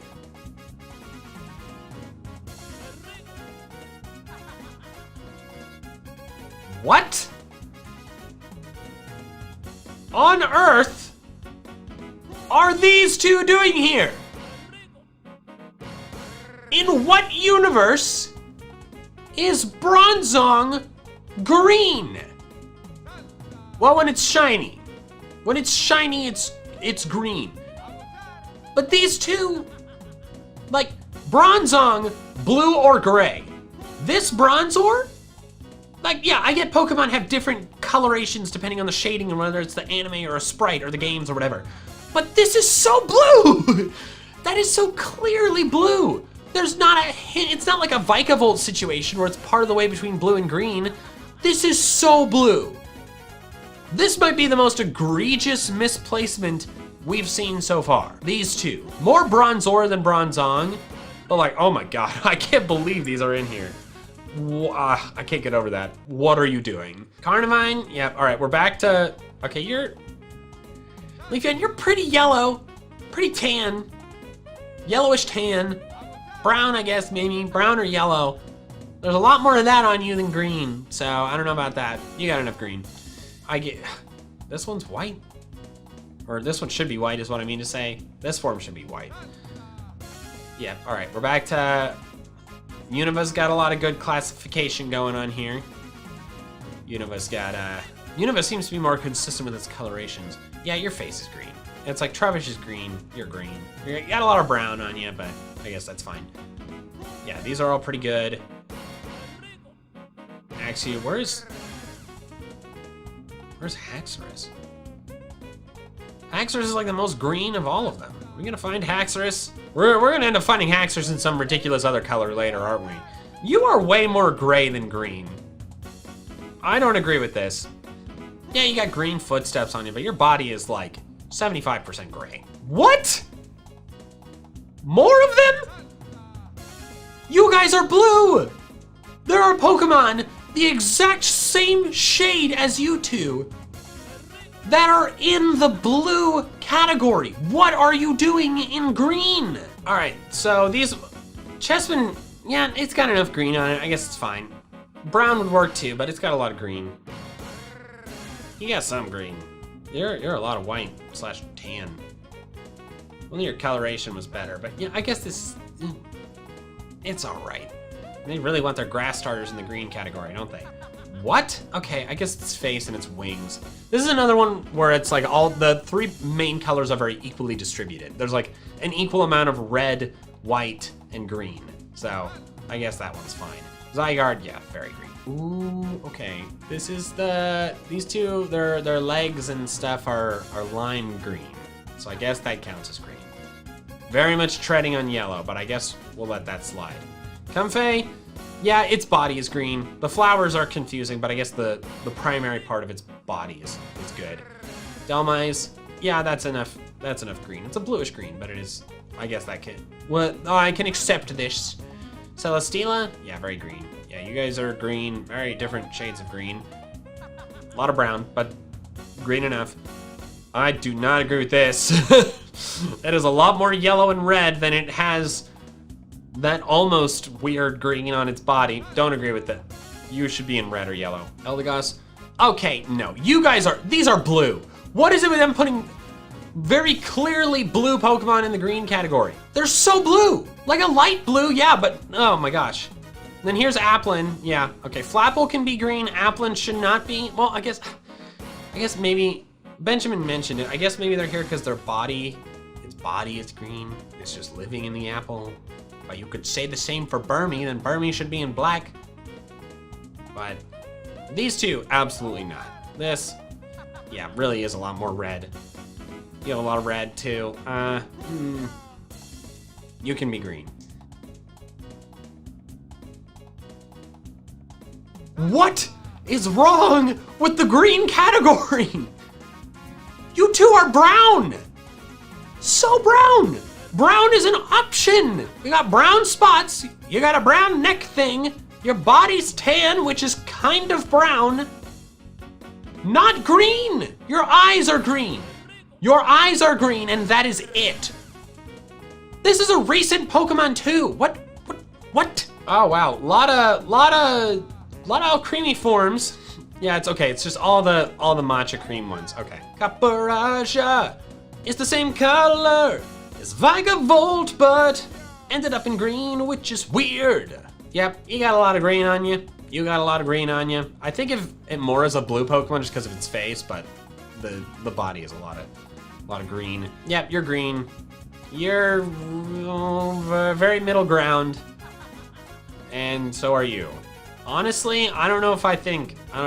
Dragapult really shouldn't be here. It could go in black or blue. I don't think its tail is green enough. Well, maybe it is. I don't know. This one's a iffy one.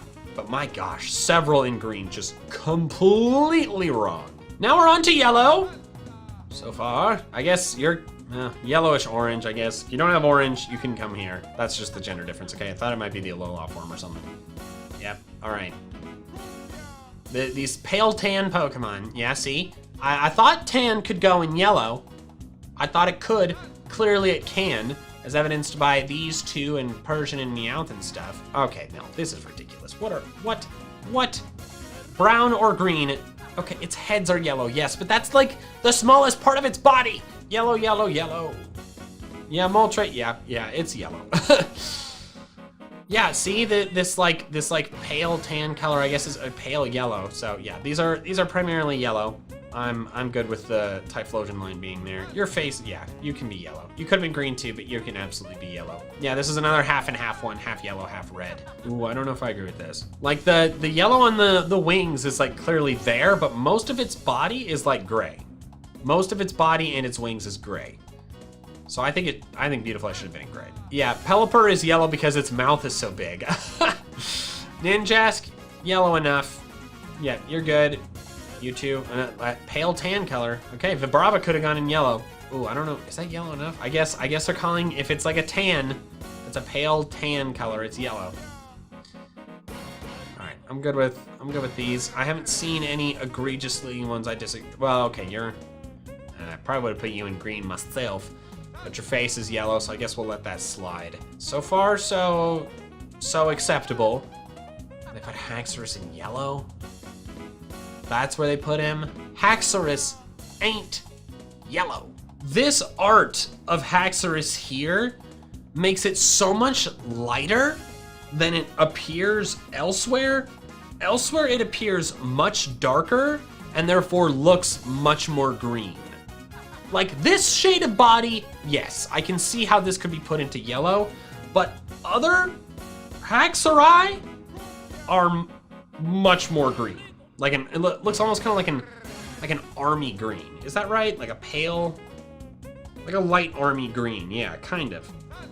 But I wouldn't have put this in yellow. You're good. You are good. Continental pattern. Okay, I guess forms of Vivian I do not have are still in here, so that's cool. Yeah, no disagreements. There's that tan again. I guess tan is yellow. No issues here, I don't think. Oh. Qfin is orange, I guess it ended up in yellow this time. All right. Now we move on to pink. Let's see what pink Pokemon are here that were not red enough to go in red. Yeah, okay, so I was right. It's a lot of very pale pink. Like Porygon 2 and Porygon Z, much more hot pink, which is closer to red. Personally, it's called hot pink, it's not called hot red, but yeah, clearly the pink Pokemon are favored by being a paler shade. Okay. No. Let's look at the part of this Milotic, okay? Its hair is hot pink. Honestly, more red than hot pink. So if you were going by its hair, you'd put it in red. Like Porygon 2 and Porygon Z, their bodies are much more pink than Milotic's hair, yet they are in red and Milotic is in pink. The rest of Milotic's body, half of it's the like the same color as Persian, who is in yellow, and then the other half of it is very clearly blue. Milotic, you are not pink. Get your beautiful wormy butt out of this color category. Although the other Hoenn Serpentine feminine Pokemon it makes sense here. Yep, you make sense. Yeah, you're pink enough. Yellow also would have worked. Yep, pink, okay.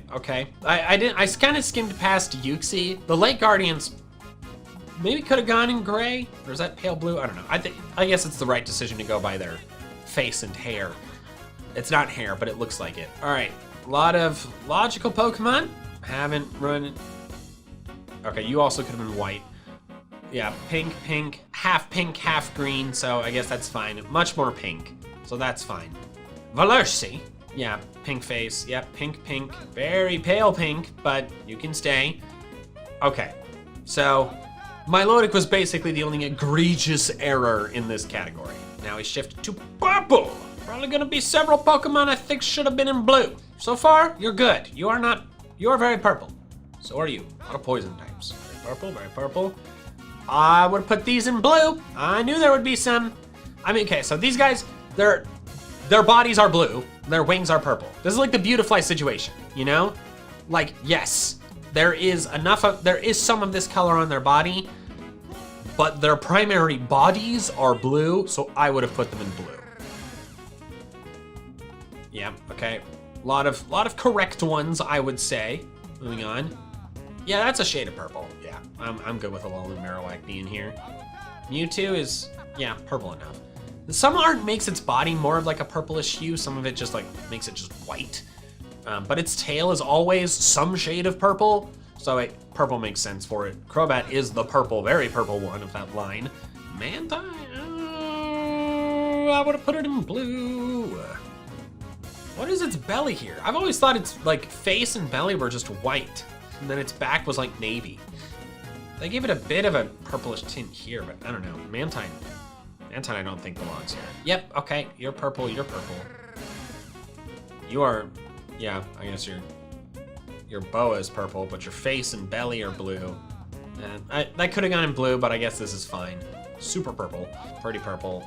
Some of the shading on these Pokemon, why are you so pale, Grumpig? You're so much darker in other art. Lileaf, yeah, purple. Ooh, I would've put you two in pink. You are a lot paler than the other Pokemon here. Like, look at this compared to this.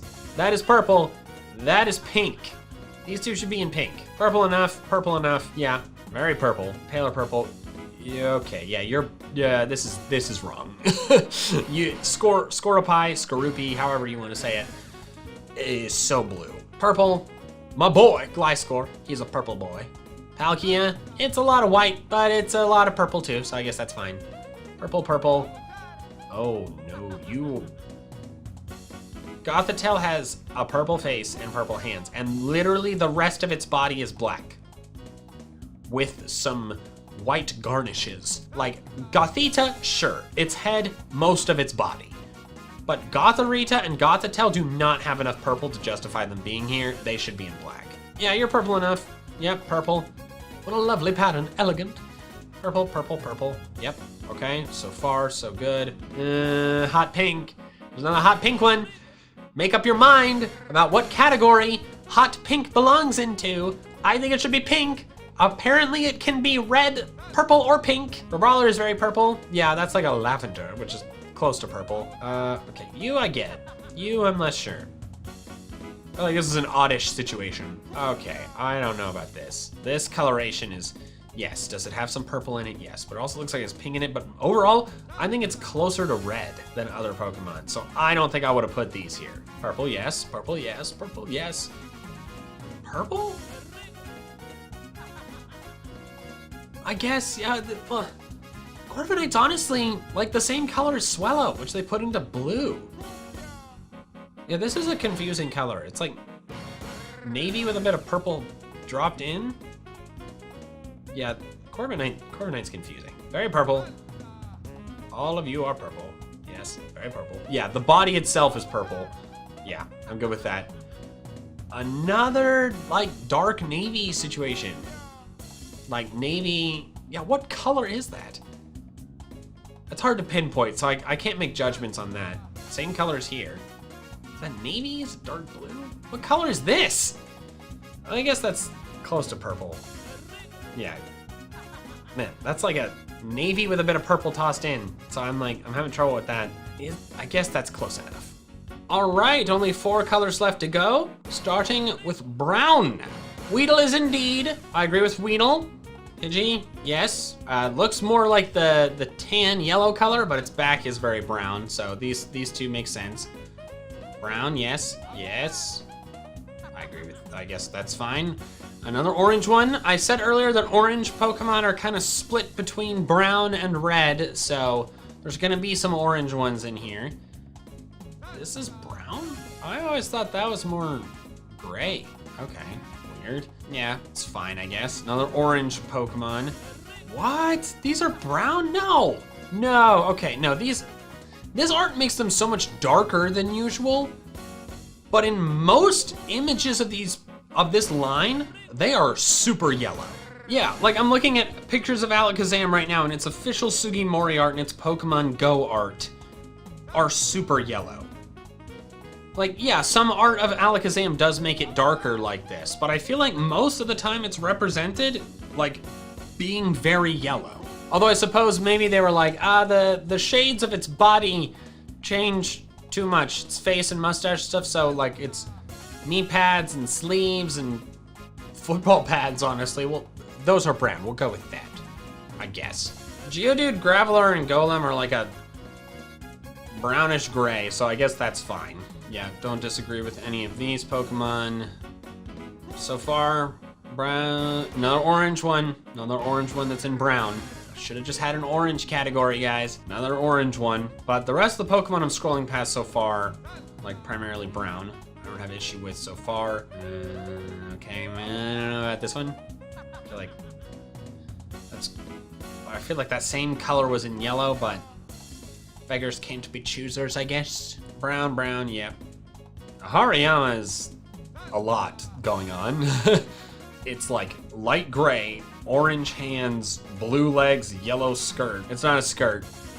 I know it's not, but it kind of looks like one. Yeah, I guess they went the hands, it's like orange, therefore brown. So somehow this Pokemon with all of these colors ended up with a category that is not any of its colors. Another orange one. Okay, I know this spin to art makes it look very red. A lot of spin to art is more orange. Yeah, I don't know. This is a tough one. Definitely orange. Yep, brown, brown. Tan and orange. Orange, orange, orange. This is brown? I guess it's like, oh man. Looks so gray though. Like, look at the color of the normal emblem and look at the color of Staraptor's body. That's pretty gray. It's a gray area. Like Bidoof, clearly brown. This, I don't know if I'd call it brown. I feel like I'd call that gray. Yep, there's Burmy, that's gray. No Sandy Cloak. Wormadam? Do I not have that form in here somehow? No, wait, no, it has forms for the other Vivian. Where is Sandy Cloak Wormadam gonna be? Orange, orange, brown, brown, brown, brown. Okay. No. Hippowdon should not be here. The male form is gray and yellow. The female form is just gray. Neither of these are brown. Mamoswine is brown. Heatran, yeah, that's pretty brown. Sometimes it looks a lot more red, but I think I'm okay with this here. Brown, brown, brown. It is a lot of brown Pokemon. Unova tends to be okay. Yeah, okay, that's a little brown. Yeah, I guess it's a little brown. Yeah, Landorus is brown and orange, so both of it's gonna be here. Yeah, gray and brown, but the gray has a bit of a brownish tint. Archipelago, brown. Yeah, body is brown. Mane is not, but body is. Brown. Brown with green clothing. Brown. Okay, no. Okay. Aegislash is very yellow. Aegislash should not be here. These two, an argument could be made. It's not typical brown. It's like a weird tan. I get these. Aegislash is super yellow. Brown, okay, yep. These are making sense. I don't disagree with the... What? This is so red. It's so red. What are you doing here? It's so red. All right, yep, okay. I guess these guys, yeah, okay, it's tan, yeah. Decidueye could have been tossed in green because of the hood, but yeah, it's a lot of brown. I think those make sense here. All the ones I'm going over make sense. These are orangish brown, yep. Yeah, I guess the tan can be either yellow or brown, but since this has orange on its body, it goes in brown. Okay, Berserker's body looks a lot more brown than Galarian. Well, maybe, I don't know. These ones are weird. All right, gray. The true gray area, and I can already see there's gonna be some Pokemon that are kind of a weird fit.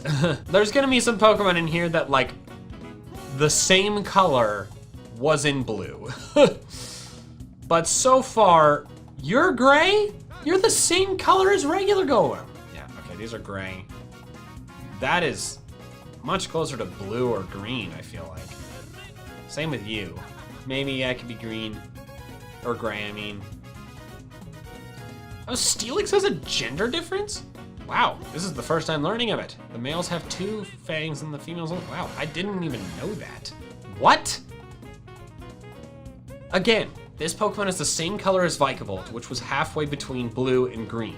But Quillfish also has a lot of its body, half, one would argue, that is like a lime, greenish, yellowish color. I don't think it could have been in green, maybe even blue, maybe. Could have been in yellow. I don't think it should be gray. Remoraid, yeah, I get it. Yeah, okay, these are clearly very gray. Yep, I agree with that. Nincada, wait, no, Nincada should be white. You're gray. Yeah, they're like silver and like dark gray, which are both like types of gray, I guess. Okay, so this is weird.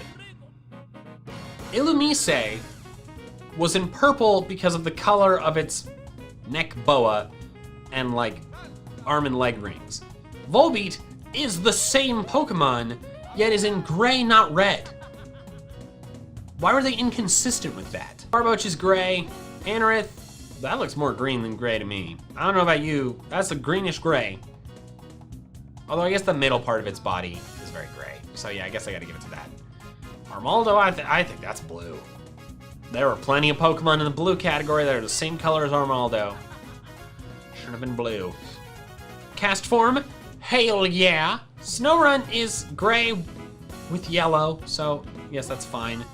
Glalie is black and white. Why are you in gray? I guess they're just like, well, it's half black, it's half white, we'll put it in gray. I don't get that at all. Don't get that at all. Relicanth is brown. Come on, guys. Relicanth is very clearly brown. Registeel, yeah, gray. Shieldon, face is gray, body's yellow, half and half. Bastiodon, same situation. Glameow that's a bluish gray. Again, I feel like I saw Pokemon in the blue category that were the same color as this. Magnezone is gray. Yeah, that was one of the ones I saw on the list. I'm like, what the hell is Rhyperior doing here? Rhyperior is brown and orange. Orange counts as brown in this system. It should be in the brown category. Probopass, ooh, that gray is pretty blue. And it's also got a lot of red. I don't know about this one. Okay, that looks blue to me. Herdier looks brown with blue on its tail and body. I don't agree with this. Stoutland, an argument could be made because the bottom part is much more gray, but this thing is blue and brown. Pick one of those two, not gray. Very gray, very gray, very gray. Weird blue and kind of brown, but that's more, these two look more brown than gray to me. But when you get the darker colors like that, they're harder to compare. They like, it's harder to tell the difference, you know? But yeah, gray enough. Gray enough. Whirlipede is purple. Whirlipede is a pale purple. I don't agree with it being gray. I guess Zorua looks more bluish or purple than Zoroark, but it's a tougher color to judge, so I guess gray's fine. Zoroark, body's definitely gray. Okay, yeah, Minccino gray, yep, gray. I agree with all of these. I agree with all of these. Yes, yes. You're on a better, okay, this has a little bit of a purplish tint, but not enough to disqualify. What? Grubbin is white, orange, yellow, and brown. None of those colors are gray. Yeah, gray enough. Glycopod is a weird color that I don't really know how to define, so I guess gray is fine. Gray enough. Closer to white, honestly. Oh, this is cool. They got all of them in there. But yeah, closer to white. Definitely gray, definitely gray, definitely gray, definitely gray. Yep, I love Marshadow. Sorry, that's why I paused on it. Gray. I guess. I feel like its head's white, its body's reddish orange, black, white, and gray, so gray's fine. Yeah. Yeah. Okay. Yeah, I knew gray was gonna be a weird one. A lot of weird colors. All right. Yes. All right. Good so far. Good amount of... What? Mareep is yellow. It's so yellow. Yellow with a blue body. No, no, no. Mareep, get out of here. You are not in the proper category. Glaring Corsola. Yep. What? Linoon, you are so... Okay, this one, yes. Half white, half black, they picked white. But this one is brown. White, white, yep. Okay. Gardevoir, this line is like a lot of white, a lot of green. They picked white, which is fine with me. This one? The, excuse me, snowy form? No, no, it's the hail form, hail, yeah. This is white, its body is like purple. It's like the orb is like purplish indigo-ish. The rest of it, I guess, is like kind of orange. I don't know if I fully agree with this. I agree with that. Yes, yes. That is acceptable to me. Gallade again, half white, half green. They picked white. White. Dialga is blue as hell. Yes, like the white parts aren't even white. They're like silver. It's... Dialga is so blue. It's blue dabba dee dabba die. Yes, that is white. White with yellow. Yep. Yep. Yep. All right, back to a good stretch of colors that I think makes... And they ruined it. This one is blue. This one is pink. This one is blue. This one is pink. Not a single one of these should be in the white. Like, yes, is the mustache white? Yes. This one doesn't have a mustache, so Frillish, absolutely. But these, like even the poofy pearls on this one are like have a pinkish tint. Hardcore disagree. White, yep. Yep, half white, half blue. They picked white, fair enough. White. What? It's not white. That is a tan poof. Like the body is like bluish, pale, it's like desaturated purple or something. Rufflet shouldn't be here. Yep, white is good. Butterfree, they went by the wing color. Volcarona, they went by the body color. So, what are you gonna do? Very, very white. I feel like green or gray would have made more sense. Icy snow. Okay, yeah, these ones are interesting because their flowers change color, but their actual bodies are always white. And when you get here, it gets a lot more green though. So I feel like Florida should have been moved to green. Man, it's just this thing's head. These should be black, I feel like. They've got a lot more black on them. Black or gray than white. Definitely white, still white. Yep, oh, these are pink. This is pink. I know it's got white on it, but that has a pinkish hue. This has a lot of pink on it. These should have been pink. White makes sense. Yep, I know it's got the purple cloak, but most of its body is still white. Half and half. They picked one. Okay, yeah, I know it's got the floofs. It's got the white floofs, but it's also a lot of green. Very white, yes. Yep. Yep. Yep. Fun dipping dots of doom, but still a lot of white. Yeah, fair enough. Okay, yep. We're on a better stretch of ones that make sense, and kind of a little tan. A little into the tan category, but oh, this is, oh yeah, there's multiple kinds of multiple forms of Alcremie here that they're classifying as white, which is interesting. Yep, yep. Okay, and we are done with this one. The final color on the list is black and Mega Charizard X. Yeah, it's black and blue. All right, these make sense. Snorlax, I feel like it's more blue. Maybe green. Doesn't look dark enough to be considered black in my opinion. Like, look at Snorlax, and look at Alolan Raticate. very clearly different shades. Umbreon, perfect sense. Murkrow, you're treading into blue, but a lot of times you see Murkrow looking more black, so Murkrow makes sense. Unknown, yes. Sneasel, yes. Yes, could have gone yellow. That's another half and half one. What? Spoinky's clearly gray. What? Spoinky's not black. Spoinky's gray. Dark enough, yeah. Claydol, I feel like a lot of times I've seen Claydol look more brown, but I guess that's fine. That is blue or gray. That is not black. At least this Shuffit art is not dark enough to be black. Bennett, really looking gray there. Looking gray. Looking gray. Looking navy. Like the same colors as Swellow. And Swellow is blue. Its head and tail are black. None of the rest of its body is. I guess. Okay, Munchlax is it's even lighter than freaking Snorlax. Munchlax is green, come on. Yeah, I'm good with Weavile. You're really gray in my opinion. You are very gray. Yes, yes, yes. You are a menagerie of colors. I guess the eyes are black, so I guess that's fine. Yeah, I'm good with that. I guess, yeah, I guess they're dark enough. Like Chandelure, it's only like the arms, quote unquote.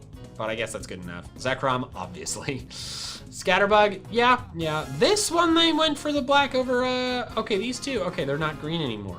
I guess that makes sense. There's a lot of, the green percentage went way down. Pick-a-peck, half and half. Yeah, more black. Yeah, I'm good with that. Yeah, that's fine. Okay, we're almost to the end here. We're on a good stretch. And I think that's it. Yes, it is. All right, guys, so those were all of the colorations of Pokemon officially according to Pokemon Home. And like I said, there were a lot that didn't make much sense. Some of them were like kind of a middle of the ground area, but some of them, like particularly the ones that stand out to me are Bronzor and Milotic. Really, like, I know there are others too, but those really stick out to me as like just completely wrong. All right, that's all I have for now. So till next time, big fans, gotta catch them all.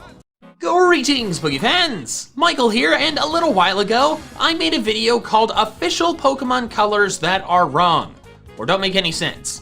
I actually don't remember the exact wording I used. If you didn't know, within the Pokedex, Pokemon have official color designations, like this Pokemon is this color. I went through all of the Pokemon that I had registered in Home, which is like everything but Cubfu, and found a lot of examples of color designations that I thought were ridiculous, like Milotic being pink. But there's actually another more obscure dex categorization method that's in the games, that being the shape. What body shape does a Pokemon have? And these are all of them. They don't have official names, so I'm just gonna go through and give them ones. Today I'm gonna be doing the same thing I did in the colors video, going through all of the Pokemon in Pokemon Home, looking at their shape category, and trying to find ones that I think don't make sense. So don't forget to subscribe to my channel, because apparently 60% of my viewership comes from people who are not subscribed, which is a lot. Come on guys, subscribe to me, please.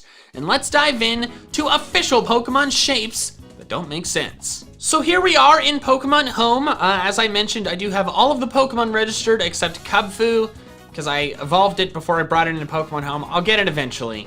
I'm not worried about Cubfu's body type being miscategorized. But here on the right side, you see the shapes. They don't have official names. They're just shapes. And so the first one we're gonna look at is Bean. Just Bean, not beans. I'm calling it Bean, which I guess just means you don't have arms or legs, because this is not a round thing, but it doesn't have arms or legs. Cloyster, another one. These three are very, very Bean. Yes, you are Bean. Yeah, okay, fair enough. It doesn't really grab anything with those, if those are arms. Okay, I guess, yeah, okay, it looks like Bean is just you don't have arms, you don't have legs, and you are not, hell yeah, and you are not Serpentine, it seems. You don't have arms? I thought those longer tassels at the bottom were like hands. I guess not, I guess it's just a front-loaded dress. Okay, I don't think I agree with this one, because Comfey has arms.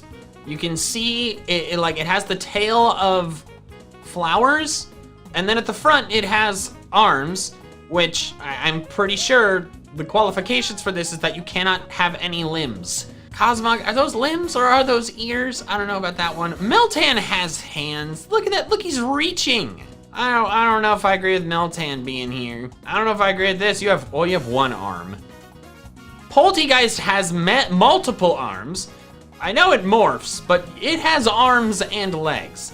I do not agree with calling this one a bean. You have arms too. There's a category for just having arms. Why are you in here? I'm glad there are ones that didn't make sense. I didn't do any research to see if there like actually were ones that didn't make sense before doing this, and I'm glad I've already found several. Our next category is Walkie Boy. No arms, but legs. Butt legs.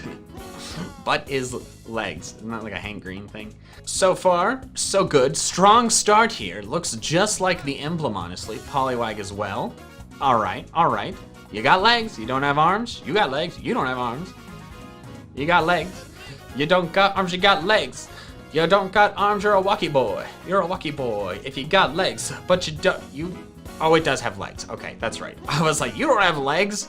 And then I remember when it lands on the ground, it does. Jupiter, multiple legs, but you don't got arms. You got wheels, but you don't got arms. What is going on with its mouth in this picture? It looks like someone did one of those like remember in Mulan where the like mean teacher lady gets the ink on her fingers and goes like, she like draws a beard on herself. It looks like Carkol did that. It got legs, but it also got arms. It's not a walkie boy because it also got arms. I don't like this. Okay, yeah, fair enough. Yeah, those aren't, I mean, they're kind of arms, but they're not really useful for anything, so this one's fine. Our next category is aquatic creature. And by that, that's actually, no, I was trying to think of a clever alternative to fish, but no, these are just fish. You're not really a fish, but I also don't know all of the other categories, so I guess I might let these ones slide, because, I mean, they got fins, but they don't got arms or legs. They swim, they don't got arms. Fish, fish, fish. Okay, I think we need to just, okay, clearly this category is not fish. It's drawn like a fish, but this category is intended to be the only limbs these things have are fins. So with that definition, these are all making sense. I'm not saying anything with arms or legs, just fins. Why are you two here? Where is Walrein? Walrein's got the same limbs you do, basically. We'll have to see where Walrein shows up. You don't have any limbs, but you're certainly a fish. Okay, I'm not having any kind of were you in more than one category? I swear I saw you in the bean category. You have arms. You have arms. Do you have fins? Yes, you have arms. You should not be here. I don't agree with Electros being here. Does it have Elefish in its name? Yes. Okay, it does have fish in its category. Okay. This one's a maybe. Okay, more sea lion Pokemon. Pinniped, I believe, is the technical term. More fish. Okay, now we're moving on from fish boys to wormy boys. Wormy boys. That's not really right. They're not worms. They have multiple legs. So hungry caterpillars. Caterpillar. Okay, it seems like this category is intended to be Pokemon with many legs. You only have 4. Well, maybe you have more. Your face is also kind of a leg. I guess this is fine. What? Okay, you do. Okay, that's right. You got 4 legs on the bottom, 2 legs on the front. Well, we'll let you slide. Okay, so this cat, you have 4 legs. All right, this is bugs and Pokemon with more than 4 legs, it seems. Because several of these Pokemon do only have 4 legs, like Nincada here, but it's also clearly a bug. Legs for days. Anorith is kind of a weird one, because it's based on such a weird creature. Are the things on the side legs? I always thought they were more like fins. It does have legs. It is clearly a bug though, and I'm just now learning this is the old shrimp Pokemon, which is a very funny thing to call it rather than just the Animalocaris, the creature it's based on. Just like, nope, it's just old shrimp. It's shrimp you forgot to cook and now it smells bad. multiple bugs and or bug adjacent Pokemon. Looks like a lot of arthropods, like crab type Pokemon are in here too. Strange that these two are here and Charjabug is not. I wonder where Charjabug's gonna be, because it wasn't in Bean category. These two are here, but Orbeetle is not. That's odd. All right, the next category is good boys.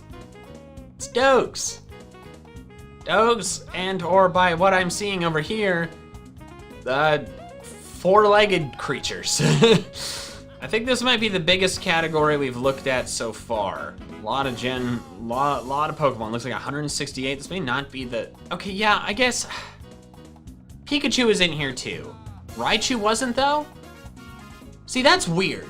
Pikachu and Pichu and Raichu, we see them on just their 2 legs most of the time, but we have seen them run on all 4s. What I'm confused as to why just Pichu and Pikachu are doing here, but Raichu isn't. That's odd to me. I guess you guys do have 4 legs hiding under all that fur, hiding under all that pile of swine. So I guess that makes sense there. Yeah, a lot of 4-legged creatures. I guess Swampert gets upgraded to bipedal, so that's why it's not here. It's like, it depends on the Swampert art, you know? Swampert, it's like half the art you see it on its hind legs, half the art you see it on all 4s. It does both, so it can go in both. Here's Walrein. Oh, wow, I am just now realizing how much its back fins actually look like feet. I never realized that before. I thought they were just flopped out fins like the other ones. Okay, I can accept this. I've learned something new today. How incredibly exciting. Another one that's like, I feel like you're really on your hind legs most of the time. You too. You definitely. I don't agree with these 3. I think these should have been in whatever the bipedal category is. Because, like, look at Glameow, clearly on all 4s all the time. Stunky on all 4s all the time. Bastiodon on all 4s all of the time. But these 3 are on just 2 legs most of the time. My god, there are so many Pokemon in the... What? You're here in the 4-legged category while, like, Celio is in the fish category? Why aren't you in the fish? Lapras! Lapras is the same thing. It's got 4 fins. Either Lapras needs to be here or Tortuga needs to be in the fish boy category. Like, good dogs. No. Tortuga is not a good dog. It's a good togue. That makes it just sound like a Roman garment. Okay, yeah, these are more I don't agree with. I've never seen you on all 4s. Literally never seen either of these Pokemon on all 4s. To be fair, I don't see these Pokemon very often at all, but certainly not quadruped. You either are all the Pikachu clones here? No, Plusle and Minun weren't. Why are some of the Pikachu clones here, but others not? That's so confusing. Okay, yeah, this is just wrong. Like, Gumshoos is a strictly bipedal Pokemon. Does it ever go onto its front legs? Like this is just flat out wrong. This is not a 4-legged Pokemon. It is a 2-legged, 2-armed Pokemon. You too. Well, I mean, it goes down onto all 4s when it like attacks, but most of the time it's up like that. Sobble too. I feel like Sobble's mostly on its hind legs. Man, they inserted a lot of Pokemon that stand on 2 legs into this 4-legged category.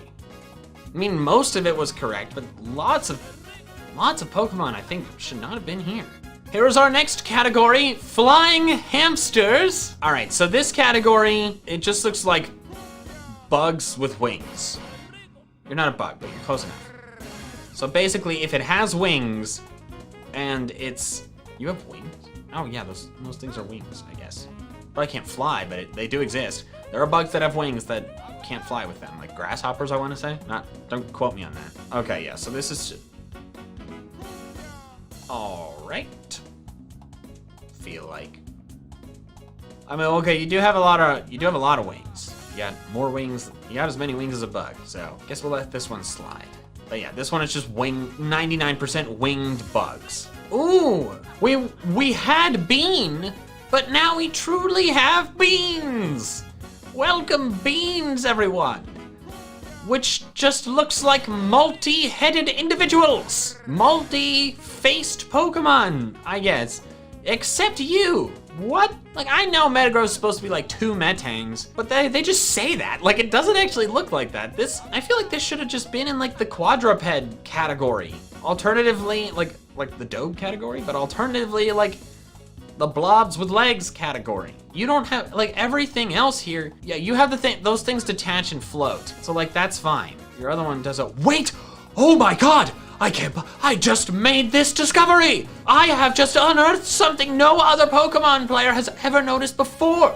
The bigger part of Clang and Kling has a face! I can't believe I never noticed this before. Actually, yes I can, it's extremely subtle. But look, like the original first Clink part, it's got one normal eye, an X eye, and an O mouth. At least that's how I've always perceived it. The Clang has the one Clink part, but then the center has a square eye, a circle eye, and a carrot. I don't, what is that term? Like a greater than or equal sign, but the up one. It's got that too, and Kling, like you can't really see the carrot. That's like what they called it in school for me. I don't know why. It doesn't look like a carrot. It looks like an L. But anyways, you can't see it here because of the bottom gear, but these two have faces. They still have their 2 faces. One of them just becomes a lot less noticeable. My mind is blown. Wow, shout out to the Beans category for expanding my knowledge of Pokemon. Yes, all of these Pokemon involved multiple parts, multiple faces, except Metagross. No part of your body, like there's no new face, none of your body detaches like Probopass. Like, I really don't think Metagross should be here. I know it's supposedly a combination of multiple Metangs, but like, that would be if they're just kind of tacked on there. Like, this is clearly a new being. But my God, I can't get over this Clang and Kling discovery. Dude, can I get like a Poke Nobel Prize or something? Because I feel like I deserve it. All right, Tentacle Gentleman, which we will call Tentleman. Tentleman with tentacles. Indeed. Look at the fun. Tentleman. What? You don't have tentacles? You have amorphous shadow wings and 6 legs. If anything, you should have been in the caterpillar category. Or the caterpillar gory. I'm having fun with words today. You too. These are not tentacles. Everything else clearly has tentacles. You just have 3 legs and you have 4 legs. Like, what? What is it with you're just like Metagross. you have the same body type as Metagross. Why are you with the tentacles? No, these are Tentlemen. You are not Tentlemen. Tentlemen. You know, look at all those legs. Tentlemen. I don't know if you have, oh well, to be fair, I don't know what the underside looks like. So I can't really judge this one, but Tentlemen, weird legs, kind of look like tentacles, so therefore Tentlemen. You should have been in the caterpillar category. These aren't tentacles, they're just a lot of legs. That's strange. These ones I don't agree with either. But anyways, Tentlemen. And I guess, points count as tentacles? I don't really know sea urchin anatomy. Time for our next category, Wobbuffets. What is this supposed to be? These are these creatures with no arms or legs? But they're too oblong to be considered. You guys aren't Tentlemen? This is a strange category. I mean, there's Wobbuffet, so it's got that going for it. But how would you even describe this category? Tentlemen! These are Tentlemen! What is this category? How? This is so varied. Is this just the Wobbuffet category where they put the Pokemon they weren't sure where to put elsewhere? What is this? You got Pokemon with arms, but no legs. You got Pokemon with 4 arms, but no legs. You've got Pokemon with 4 legs, yet multiple tentacles. You've got legs and arms. You're just covered in tentacles. I am flabbergasted by this Wobbuffet category. You're just a sword. You're a sword with arms. You're a Tentleman.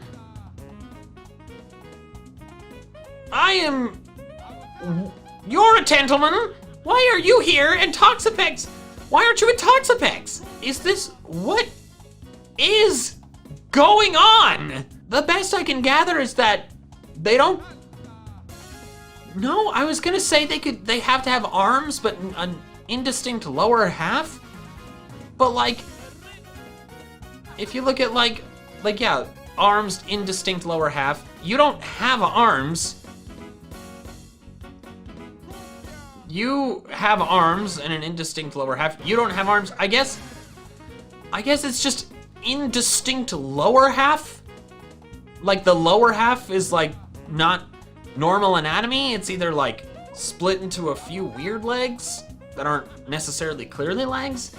And they can have arms, but they don't have to. I think that's the best I've got here. Yeah, just like the top part's whatever. The bottom part is either a lack of legs or weird legs.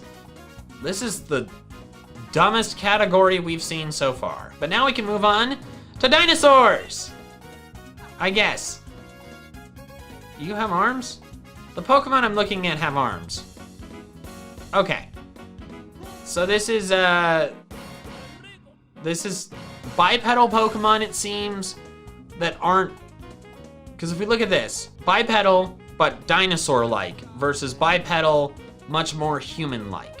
So that's what this looks like. Pokemon that walk on two legs, but aren't necessarily shaped like a person. Hey, so in the original recording for this video, I spend the next several minutes extremely confused as I go through the dinosaur and the person categories because I couldn't figure out what was going on. It seemed as if they flipped a coin to decide which bipedal Pokemon was in one or the other. For example, Abracadabra and Machop were in the dinosaur category, but Alakazam, Machoke, and Machamp were in the person category. I was just super confused, and it made absolutely no sense, and I went on being just super confused for the next several minutes, but then while editing, my wonderful editor, Katie, pointed out simply that the dinosaur category is bipedal with a tail, and the person category is bipedal without a tail. So therefore, my next several minutes of confusion, basically all of it is just explained by that distinction. So I decided to have this explanation put in there rather than 8 minutes of me being confused about something that is explained with a simple sentence.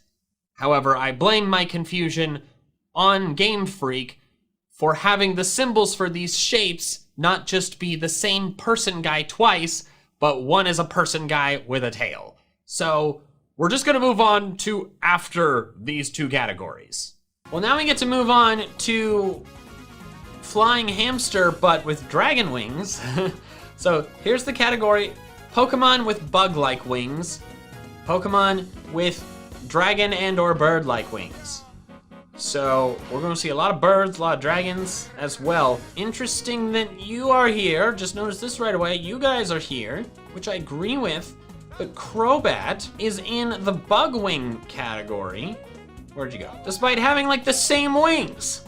What is this? Anyways, let's move through this. A lot of birds. We're gonna see a lot of birds, a lot of dinosaurs. What? Why? What? You don't have... You have wings that are bug wings. Why are you here and not in either the caterpillar or the bug-winged category? This is ridiculous. Lugia gets to be here. Does have wings. Those are wings. They're very hand-like wings, but they are wings, so we'll let it slide. Wait a second. Where is Salamence? Was Salamence in the quadruped category and I just skipped over it? I guess I'm fine with that. Gliscor, my boy. Looking good. Yeah? A lot of winged creatures, bird and or dragon wings. This category was better. The Lady Bon Ladian being here was weird, but okay, yeah, I guess you have wings. You do? I thought you just floated. Even so, I thought the wings were bug wings. There's another bug. Why are they putting ladybugs in the dragon and bird category? I'm offended on a deep personal level. Those are not wings. You're a tentacle boy, a gentleman. Ah, okay. These are wormy boys. You know how earlier I was like, this is a wormy boy? No, no, no. I took it back because here are the wormy boys. Let's look at the wormy boys. Wormy, wormy, wormy, wormy, wormy, wormy, wormy, wormy, worm, worm. Wormy enough. Worm? Well, I guess I allowed Metapod and Kakuna, so yeah, you can stay. But yes, generally, you have legs. Anyway, it's fine. Serpentine Pokemon, you have arms. You're a duck, not a worm. Get out of here. This category only accepts wormy boys. What are you doing here?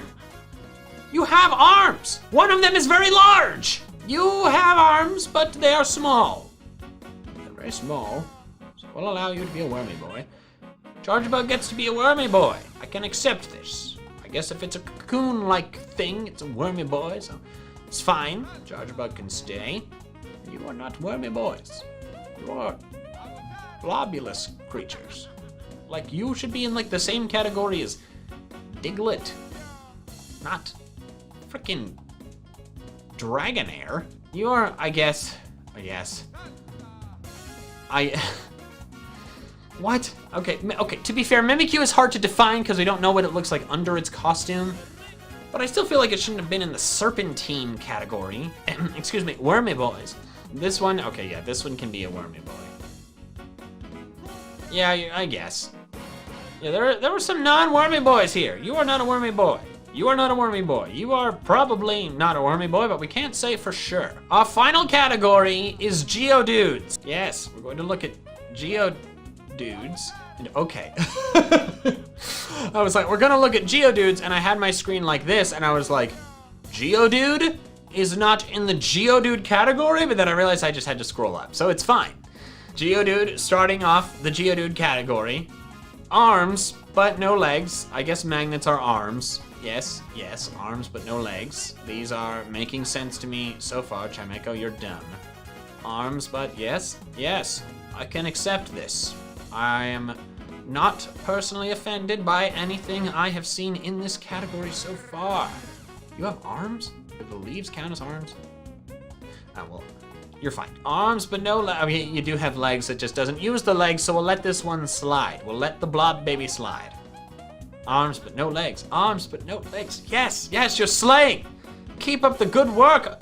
Geodude category, yes. Yes, you don't really have legs. You have a mermaid tail, honestly. Mermaid tail with extra fins, so that's fine. Arms, no legs. Arms, no legs. Arms, no legs. Yes, let's go. You kind of have legs, but you probably don't use them. You know what? We're gonna allow it. We're gonna keep the record clean. All right, well, that is all the shaped categories. And as you saw, there was a lot of weird stuff. Particularly, like, why the hell is Palisand a snake? No idea what's going on there. And of course, these two categories, the person category and the dinosaur category, absolute messes. The Wobbuffet category is very indistinct. There's several Pokemon in here that I felt like could have gone into the arms but no legs category. Like, how many Pokemon in here I would fit in the arms but no legs category? You would, you, basically, you would. You could be a Tentleman or arms but no legs. You have legs, but you don't really use them. I mean, you kind of use them. Maybe not you. But like there's so many Pokemon here that would make sense in the arms but no legs category. I would argue like half of these at least. So this category is an absolute mess. Don't even really know why it exists. Tentacleman had a couple Pokemon with no tentacles, like Gigalith. Why is Gigalith a Tentleman, excuse me. This category was wonderful. I enjoyed multiple phases, except Metagross being here. Bugwings, yes, this category had a lot of bipedal Pokemon. This one was pretty much fine. This one, the Lapras situation was weird. The Lapras Tortuga situation was weird. Legs but no arms. And the beans. Yeah, so as I anticipated, these obscure Pokedex categories, color and shape that are so much more subjective than like height and weight and type, are absolute messes. And I guess they're just still around for us to laugh at and make fun of. All right, that's all I have for now. So till next time, Gavins.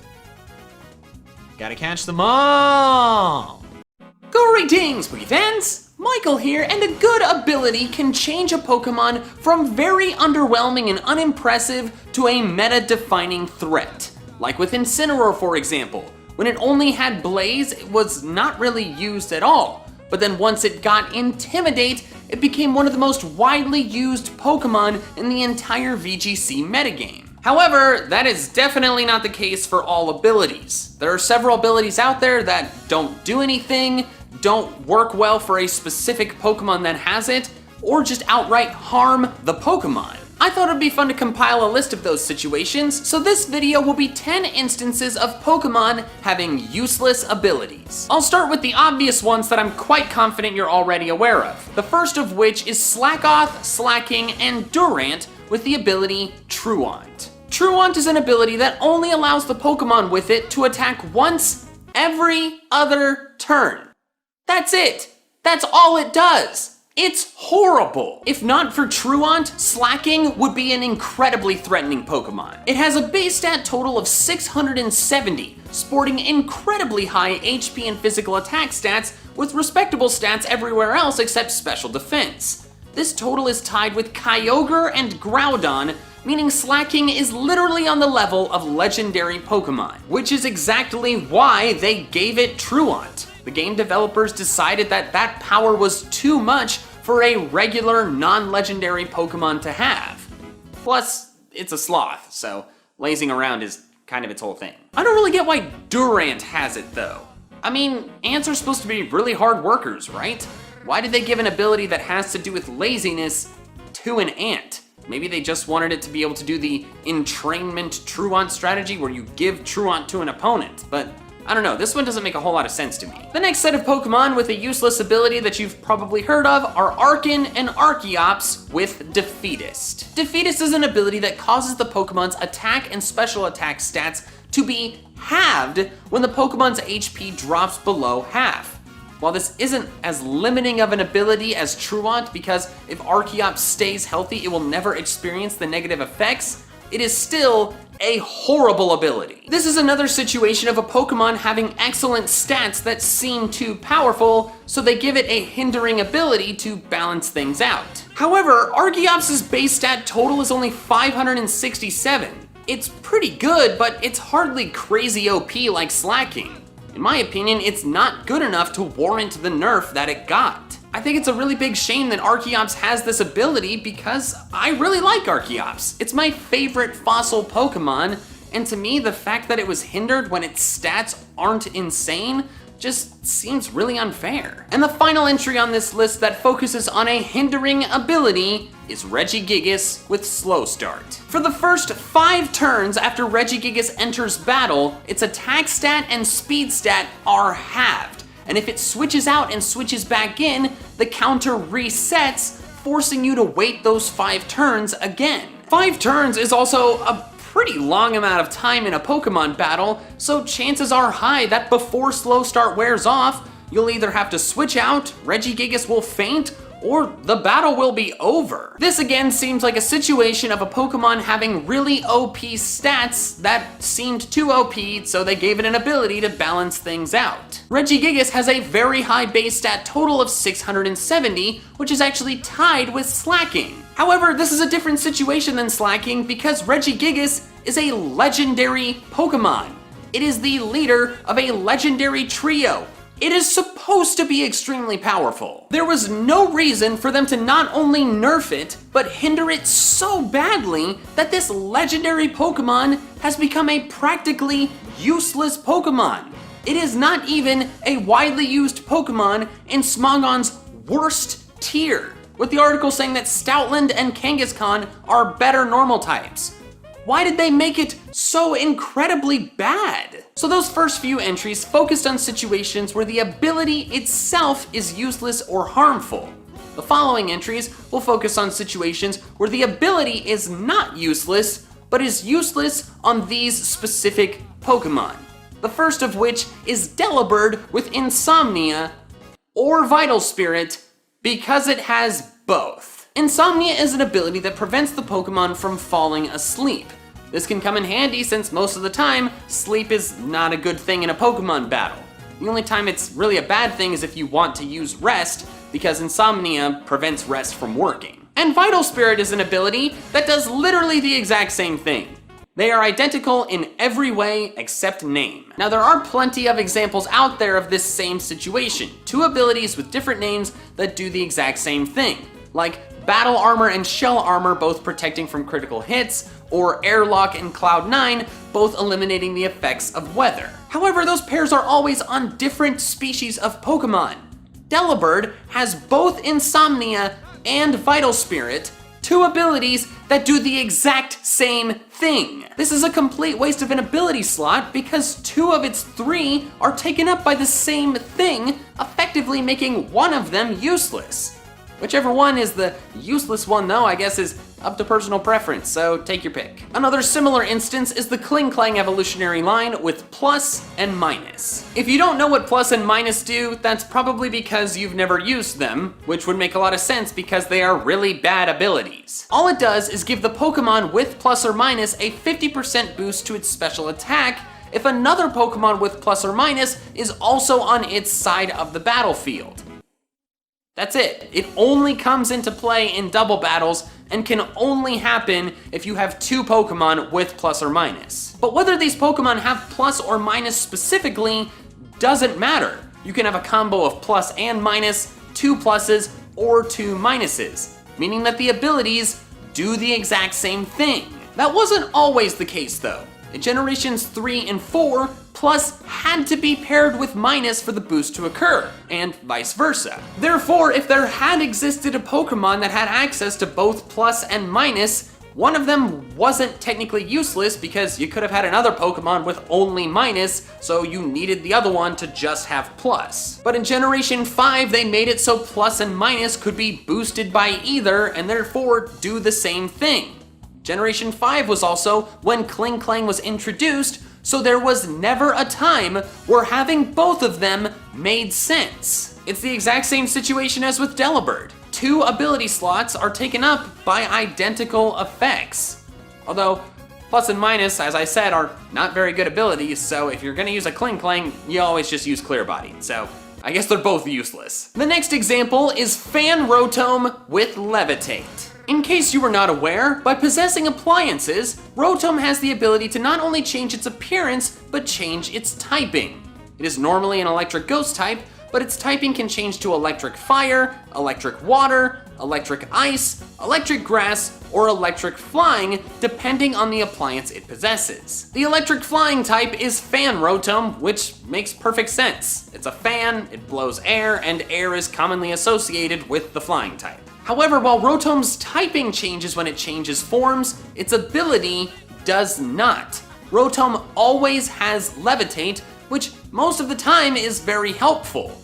Rotom is always an electric type, and electric's only weakness is ground, so for most Rotom forms, Levitate allows it to change a weakness into an immunity. The only two forms where this is not the case are Rotom Mow, where it changes a neutral hit into an immunity, since grass resists ground, and Rotom Fan, which changes an immunity into an immunity. Flying type Pokemon are already immune to ground types, so an ability that gives it an immunity that it already had literally does nothing. This is such a funny and ridiculous thing that Smogon decided to be cheeky, so if you ever get a Fan Rotom in the random battles on Pokemon Showdown, it will be holding an air balloon.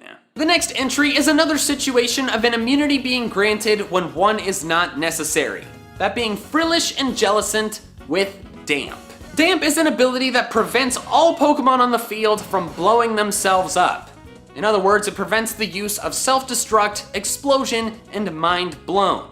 Also, an effect that I learned about while researching this video is that it makes the Pokemon with Damp not take damage from Aftermath. So, that's kind of interesting. Damp can definitely be a helpful ability, especially when trying to capture a Pokemon that might blow itself up. It also can be used in trainer battles, but tends to be kind of situational. But for Jellicent specifically, it is a useless ability because it was already immune to the explosions. At least, It was before Blacephalon showed up. Both Self-Destruct and Explosion are normal type attacks, meaning the Ghost type Jellicent takes no damage from them. The only explosive attack that can hurt it is Mind Blown, but that's only in one pair of games and it's very new and wasn't around for all the other generations where Jellicent had damp, so we're just gonna ignore the Dippin' Dots of Doom today. If Jellicent doesn't have damp, the enemy blows itself up, but Jellicent takes no damage.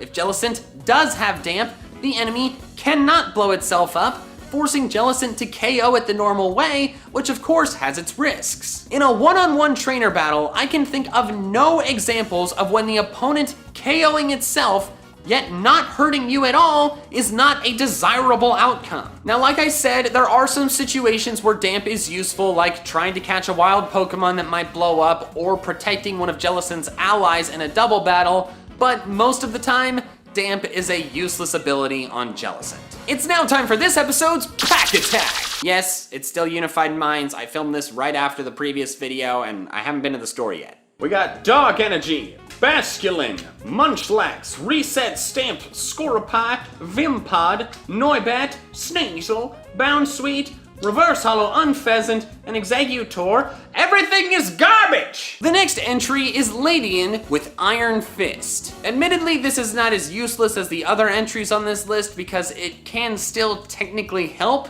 It's just that if you're using Ladian properly, it will not help. Iron Fist is an ability that boosts the power of punching moves by 20%.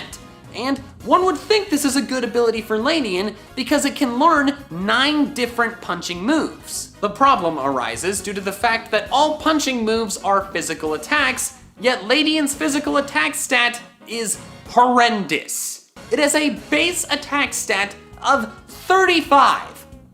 35!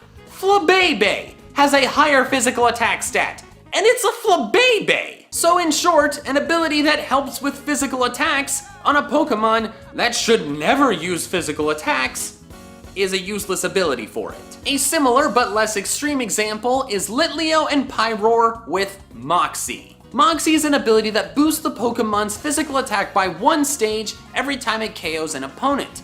This is a really good ability and one of my favorites, since it's really fun to sweep through enemy teams, getting stronger and stronger as you do. However, Moxie only boosts physical attack. Therefore, it is useless on a Pokemon that is primarily a special attacker. An example of this is Pyroar. Pyroar's base special attack is over 40 points higher than its physical attack.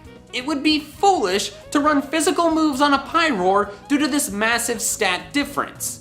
Litleo's special attack is only 23 points higher than its physical, but still its special is higher. Literally every other Pokemon that has Moxie has a higher physical attack than special attack because it makes no sense to have a strictly physical ability on a primarily special Pokemon. On a Pyroar, it is completely useless, so don't ever go to the trouble of finding a hidden ability Litleo because you don't want it. Another boosting the wrong stats situation is Cherrim with Flower Gift. Flower Gift is the signature ability for Cherrim and is what allows it to change forms in the sunlight, much like Forecast for Cast Form.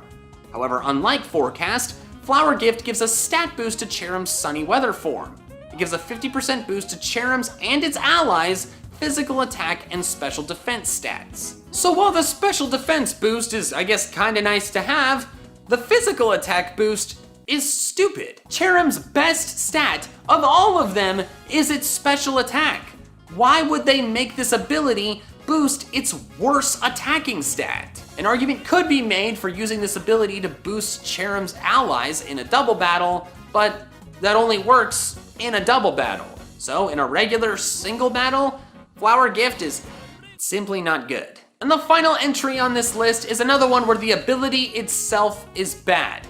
Every Pokemon with Illuminate. As of Generation 7, there are 3 abilities that have no effect in battle: Honey Gather, Run Away, and Illuminate. I know you're probably thinking that I missed Pickup, and while that was true in Generation 3 and 4, since Generation 5, if the enemy Pokemon uses up a single-use item, the Pokemon with Pickup will pick up the item, even if it's an item not normally found in the pickup encounter table. But back to the abilities that don't currently have an effect in battle.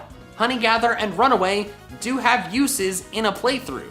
Honey Gather gets you free honey, and Runaway allows you to keep a low-level Pokemon in the front of your party that you're trying to level up without having to worry about getting stuck in a wild battle that you can't flee from. But Illuminate's effect stinks! If a Pokemon with Illuminate is at the front of your party, it makes wild Pokemon more likely to spawn. The only scenarios in which that is desirable is if you're looking for a specific rare Pokemon like a shiny or a low encounter rate Pokemon.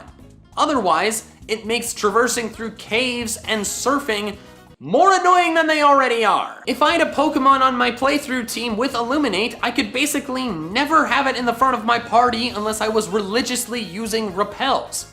Plus, it doesn't have an effect in battle, so you're almost always gonna wanna choose an ability for these Pokemon that's better, because all Pokemon with Illuminate have other ability options that are far and away superior. In short, if you can avoid using a Pokemon with Illuminate, you should do so. All right, that's all I have for now. So until next time, fans, gotta catch them all. Greetings, Spooky fans! Michael here, and Pokemon have had height and weight data in their Pokedex entries ever since the Pokemon games first began back in Red and Blue.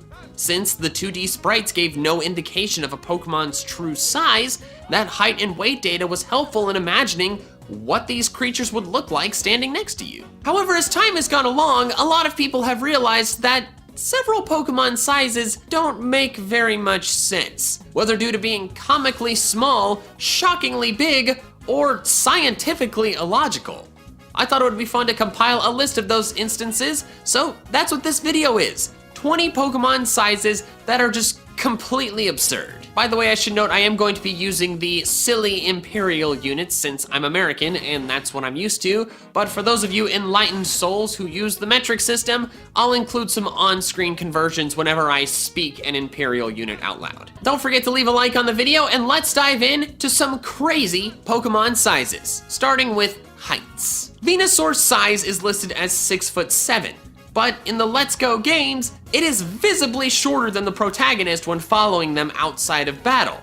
Now, I understand that size varies in Let's Go, but my shiny Venusaur is 6'5" and is still shorter than this supposed child protagonist, and also this Poliwrath that's supposed to be 4'3". Nidoking is often viewed as this massive, hulking, monstrous beast because that's sure as heck what it looks like.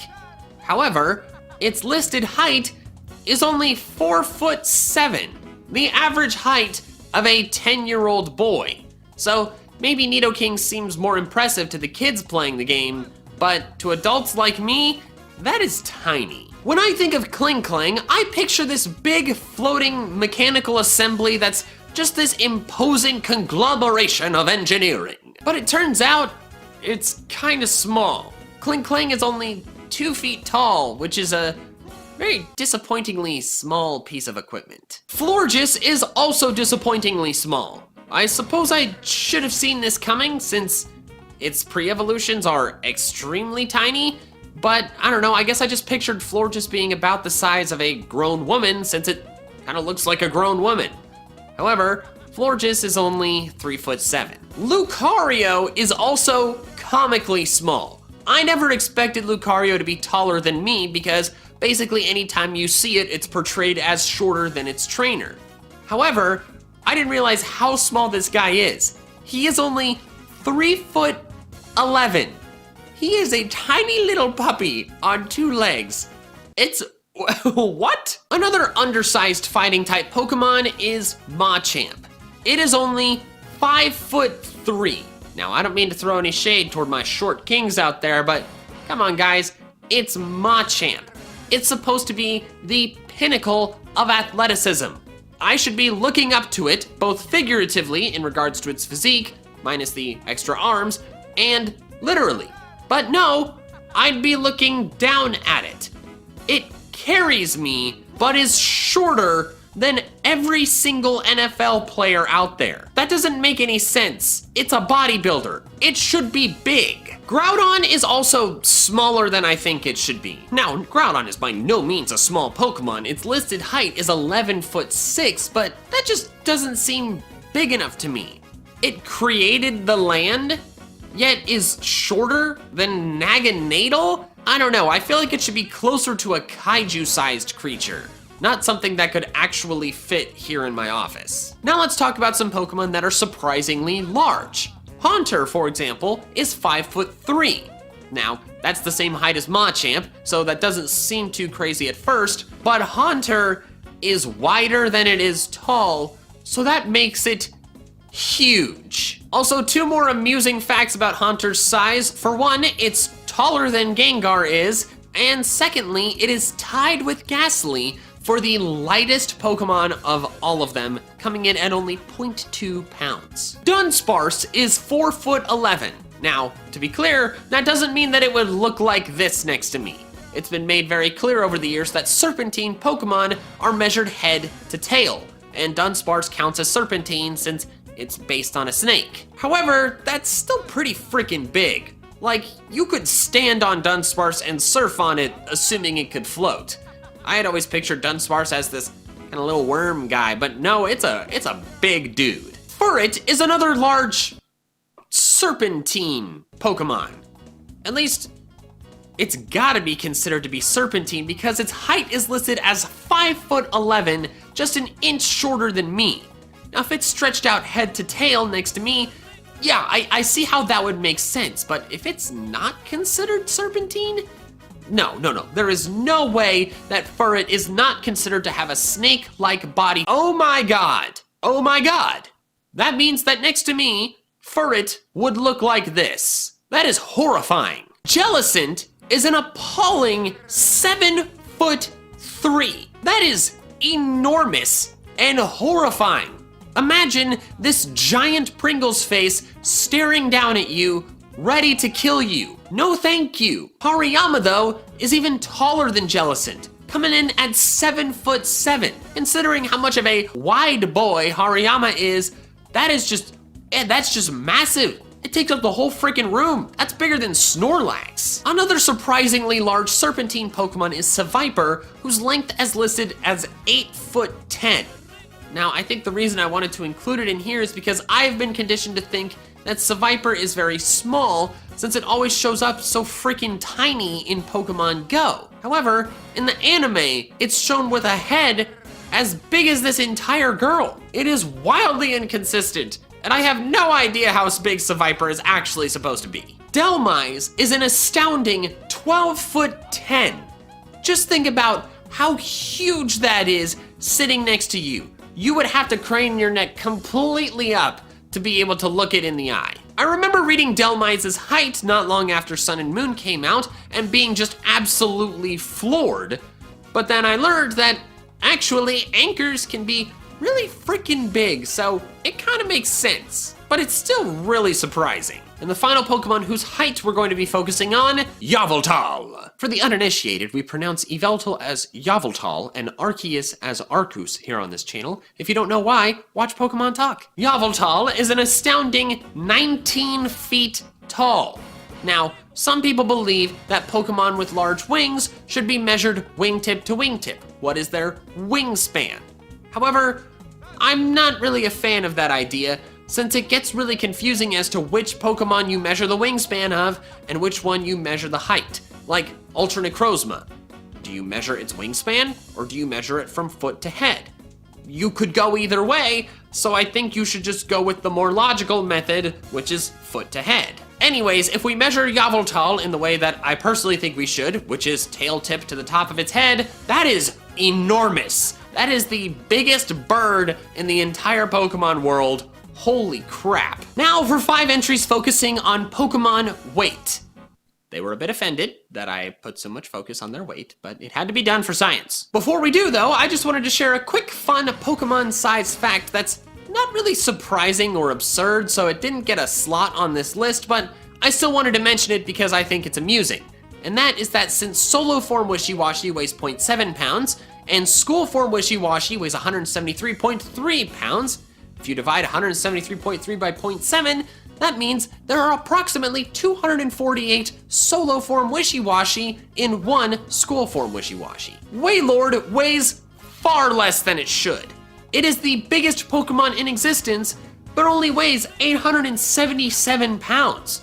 For context as to how stupidly light that is, humpback whales, which can grow to be about the same length as Wailord, weighs 66,000 pounds. In a really old video I did on this channel, I did some calculations on Wailord and estimated that since it's so light yet so large, the buoyant force of air on Wailord that was in our atmosphere would cause its effective weight to drop to only 265 pounds. A couple people could pick that up, and there are people who weigh more than that. Magnemite weighs 13.2 pounds, but that's not the focus of this entry. The focus is Magneton, and the Pokédex specifically states in multiple different games that Magneton is 3 Magnemite linked together. Therefore, you would expect Magneton to weigh 39.6 pounds, 3 times as much as Magnemite, right? Haha, wrong! Magneton weighs 132.3 pounds, which is 10 times as much as 1 Magnemite. What? Bergmite is a 3'3" iceberg that weighs 219 pounds. Now at first that may seem like a lot, but in reality, it is far lighter than it should be. I did the math, and a cube of ice that's sides are as long as Bergmite is tall, 3'3", should weigh well over 2,000 pounds. Water is heavy, guys. Even if you were to half that to make it more accurate to Bergmite's more pyramidal shape, that's still 1,000 pounds, which is way more than what Bergmite weighs. A similar thing is true for most rock Pokemon. They weigh far less than they should. One example is Onix. It weighs 463 pounds. That is stupid light. A cubic foot of sandstone weighs 150 pounds. And based on Onix's size, I am quite sure that it is made up of more than 3 cubic feet of rock. And finally, Cosmoem. It is absurdly dense. It is tied with Celesteela for the heaviest Pokemon in existence, coming in at 2,204.4 pounds. However, while Celesteela is a large metal rocket, Cosmoem is only 4 inches tall. If you estimate Cosmoem's volume as a sphere with a 2-inch radius, that means its density is over 1,800 grams per cubic centimeter. For context as to how wildly dense that is, the densest metal on Earth is only 22 grams per centimeter cubed.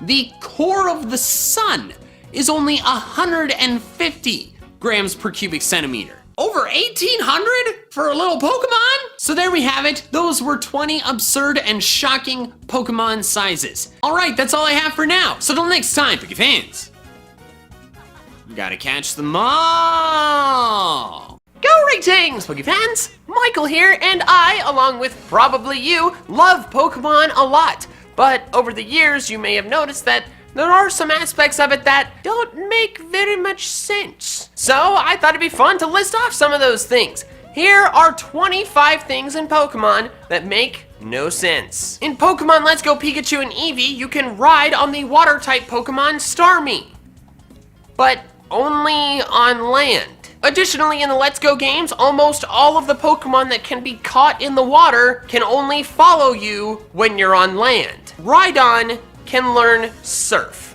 It is 4 times weak to water and is so heavy that it would immediately sink to the bottom of any body of water that it entered. Swimming would kill it. Ghastly can learn all 3 elemental punches, despite the fact that it is a ball of gas with no arms. Pupitar and Shelgon can learn Bite, despite the fact that they don't have mouths. Delibird can have both Vital Spirit and Insomnia as its abilities. These abilities do the exact same thing. Speaking of Insomnia, every single Pokemon that can have the ability Insomnia can also learn Rest. In Gens 5 and 6, Volibee could learn Fly, despite the fact that the Pokédex specifically states that its wings are too small for it to fly. Growlithe, yes, you heard the name of the Pokemon, Growlithe, cannot learn Growl. Rotom Fan is a flying type, but it has the ability Levitate. This is so pointless and makes so little sense that the only proper held item to give it would most certainly be an air balloon. Speaking of the air balloon can be effectively held by Groudon, a Pokemon that weighs over 2,000 pounds, being lifted into the air by a small balloon. Ponyta's Fire Red Dex entry states that it can clear Ayers Rock, also known as Uluru, in one leap. I did the math and physics on this in an old video on my channel, and I calculated that in order for Ponyta to be able to make this jump, it has to exert a force of 144,000 pounds. That is a completely absurd amount of force for a small horse to exert. Kangaskhan hatches out of an egg as a newborn with a baby already in its pouch. Gives the term baby mama a whole new meaning. In a similar vein, Cubone hatches out of an egg as a newborn, already wearing the skull of its supposedly dead mother, even if its mother is just in your party, standing right there. Cacnea and Magmar can breed.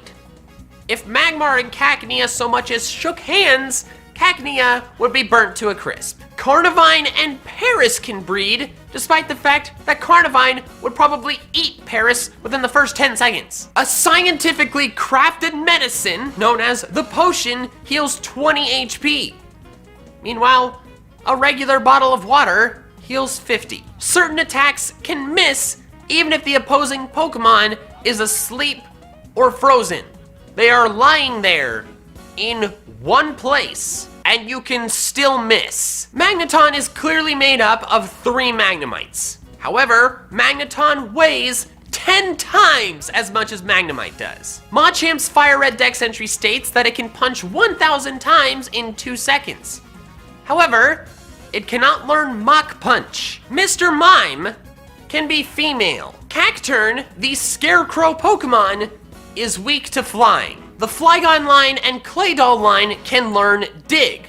However, if the opponent uses Earthquake while they are in the underground turn of Dig, they will take no damage because they have the ability Levitate. How do you levitate if you're underground? Punching a ghost does nothing, but biting a ghost is super effective. And finally, you cannot catch a fainted Pokemon, which is silly because if it's laying there unconscious, that's definitely when it would be the easiest to catch. All right, that's all I have for now. So till next time, big fans, gotta catch them all.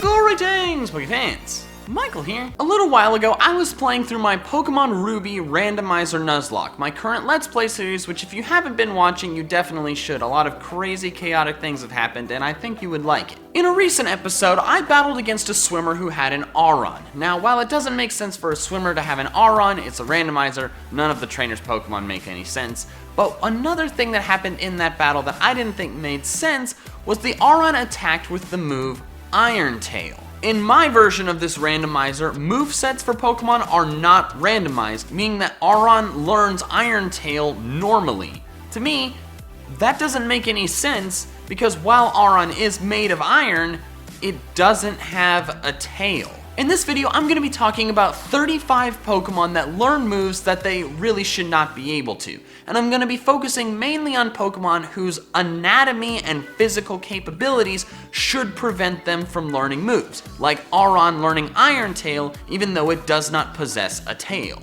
I'm also not going to be mentioning Mew, since Mew can learn every single TM, so it's going to learn moves like Steel Wing, even though it doesn't have wings, but Mew can also learn Transform, therefore it can change its anatomy, and it's kind of a special case, so Mew will not be included on this list. So don't forget to leave a like on the video, comment down below some Pokemon you think learn moves they shouldn't, and subscribe if you haven't already, and without further ado, here are 35 Pokemon that learn moves that they should not. Aron learns Iron Tail, even though it does not have a tail. I know I just talked about this, but it was kind of tricky to find 35 of these, so I need to include it. Similarly, Entei can also learn Iron Tail, even though it does not have a tail, and the same goes for Noibat, another Pokemon that can learn Iron Tail that doesn't have one. Seedot can learn Defog. Now, if you don't already know, Defog is a flying type move that mainly flying type Pokemon use, because how it works is they blow away the fog by flapping their wings. Shiftry can also learn Defog even though it's not flying type, because it's blowing away the fog with its large leaf fans. But Seedot doesn't have leaf fans. It is an acorn with feet and eyes. What could it possibly be blowing the fog away with? I understand Shiftry knowing it and maybe Nuzleaf, but Seedot really should not learn Defog until it evolves. Jigglypuff can learn Toxic. Now this one can also apply to quite a lot of Pokemon, since virtually every Pokemon can learn Toxic by TM, and to me, that just doesn't make sense. It doesn't make sense that some small, cute little Pokemon can secrete horrible poisons. It's just, I mean, we have to accept it, but I just don't think this many Pokemon should be able to learn Toxic. Beheeyem can learn Steel Wing even though it does not have wings. Dodrio can also learn Steel Wing, and while it is a flying type and a bird, it also does not have wings. Related to Dodrio, and something that also applies to Dodrio, is the fact that Doduo can learn Fly even though it is a flightless bird. Now, a lot of people have tried to explain this with the fact that it just jumps really high, because that's what the direct translation of the Japanese move is, but that just doesn't sit well with me. Another Pokemon that can learn Fly but should not be able to is Vullaby. Several of Vullabai's Pokedex entries read that its wings are too small for it to fly.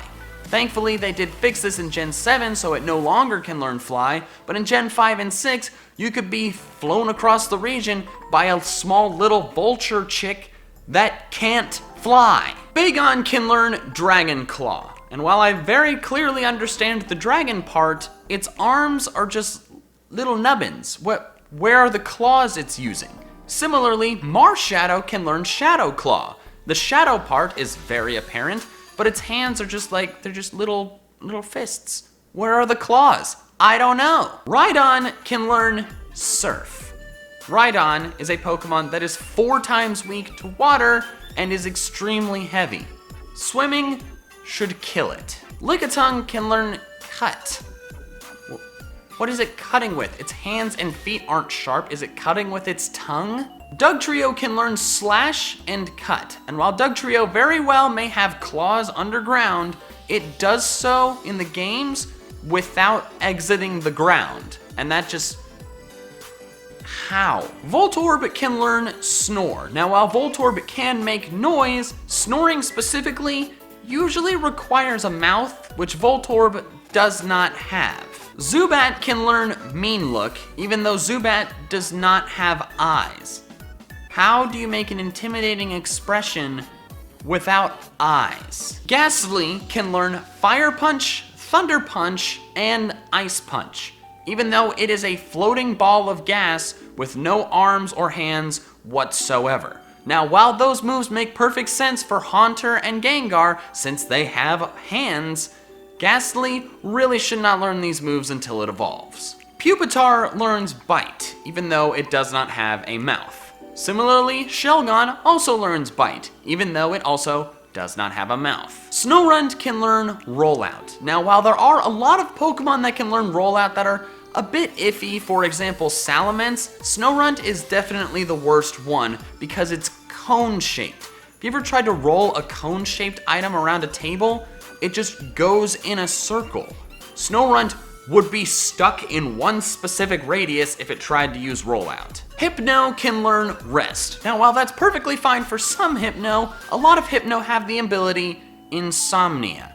How can a Pokemon that can't sleep learn Rest? Cacnea can learn Low Kick. Cacnea's legs are just short, thick, stubby spines. How does it kick anyone with those? Emboar can learn Scald. Now, while it makes perfect sense that it's able to heat up the water, the fact that it can eject so much water from its throat when it's very weak to water just doesn't make sense to me.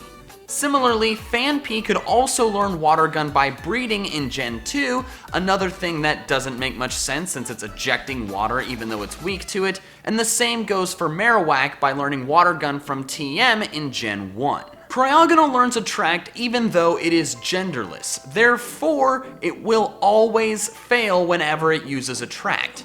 The same thing is true for Dhelmise, Minior, Staryu, and Starmie. If these Pokemon are genderless and can't actually attract other Pokemon, why can they learn the move? Wooper can learn Ice Punch even though it doesn't have arms or hands. Now while it could be punching with its tail, if it's punching him with its tail, is it really a punch? Similarly to that, Shroomish can also learn Focus Punch even though it also lacks any sort of appendages other than its short stubby legs. Seviper can learn X Scissor, a move that requires 2 blades attacking like this. Seviper's only blade is its blade-shaped tail, so how is it using 2 of them to cross and attack unless it's using its tail and its fangs and it's just twisting around and doing like this, and that doesn't make sense to me. Togetic can learn Smart Strike, a move that is described as attacking the opponent with a horn.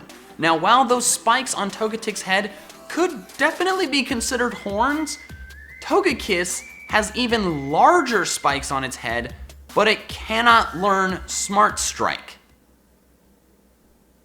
What? And finally, Pheromosa can learn Roost. Roost is a move that is meant for flying or levitating Pokemon to land on the ground and rest for a bit.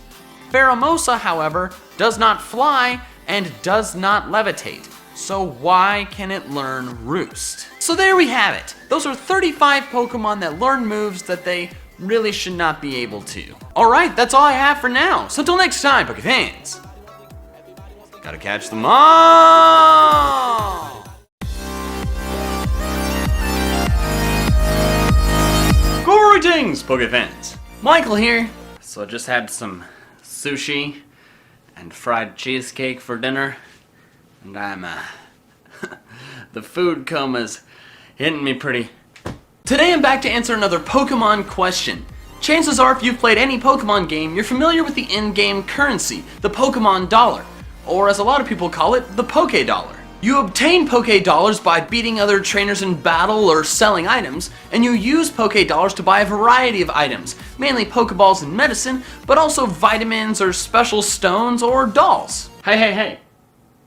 Action figures. Now, one thing you may have noticed is that items in the game seem to cost a lot. A Pokeball is 200 Poke Dollars, a Hyper Potion is 1200, vitamins like calcium are 9800, and of course the bike is infamously 1 million Poke Dollars. These prices seem completely absurd. So could there ever actually be a way that Pokemon Dollars would make logical sense? Well, actually, yeah. Pokemon is a game originally made in Japan, so it turns out that the Poke Dollar is actually based directly off of the Japanese currency, the yen. Their symbols are very similar, with the Y in the yen symbol simply changing to a P for Pokemon.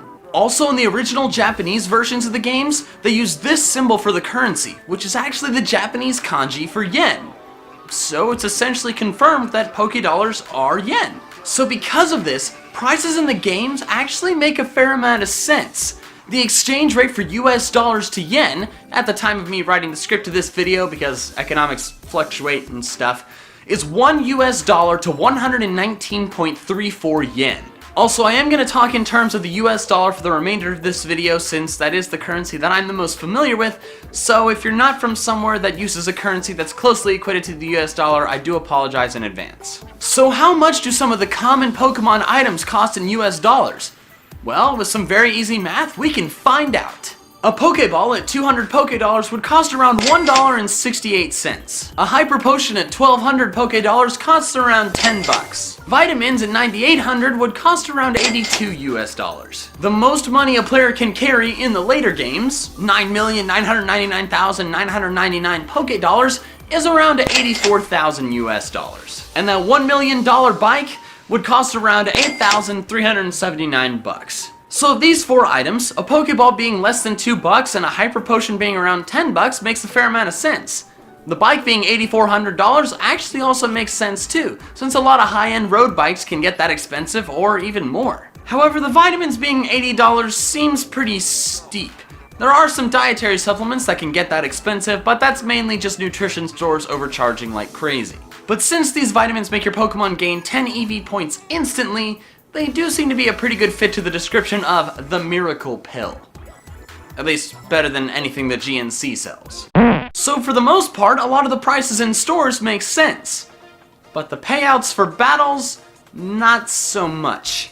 A lot of youngsters early in the games give you just a few US dollars, which makes sense since they're just little kids. But get this. After defeating Steven for the first time in Oris, becoming the Pokemon League champion, your monetary reward is 11,800 Pokédollars, which equates to $98.88. I defeat the strongest trainer in Hoenn and I can't even buy a f***ing 3DS. So in the end, Pokemon training doesn't appear to be the most economical profession. But considering the fact that you don't have to pay for food, lodging, healthcare, or taxes, it appears to work out. So in the end, does the Pokemon dollar make sense? In regards to buying things, I think so. In regards to payout after a battle, in the Pokemon world, it works. In ours, Pokemon trainers would be very poor people. What did you think of this video? Do you think the Pokemon dollar makes sense? What are some other Pokemon questions you want me to answer? Let me know in the comments below! And if you like this video, be sure to hit like, follow me on Twitter and Facebook, and subscribe if you haven't. Alright, that's all I have for now, so until next time, Pokefans. Gotta catch them all!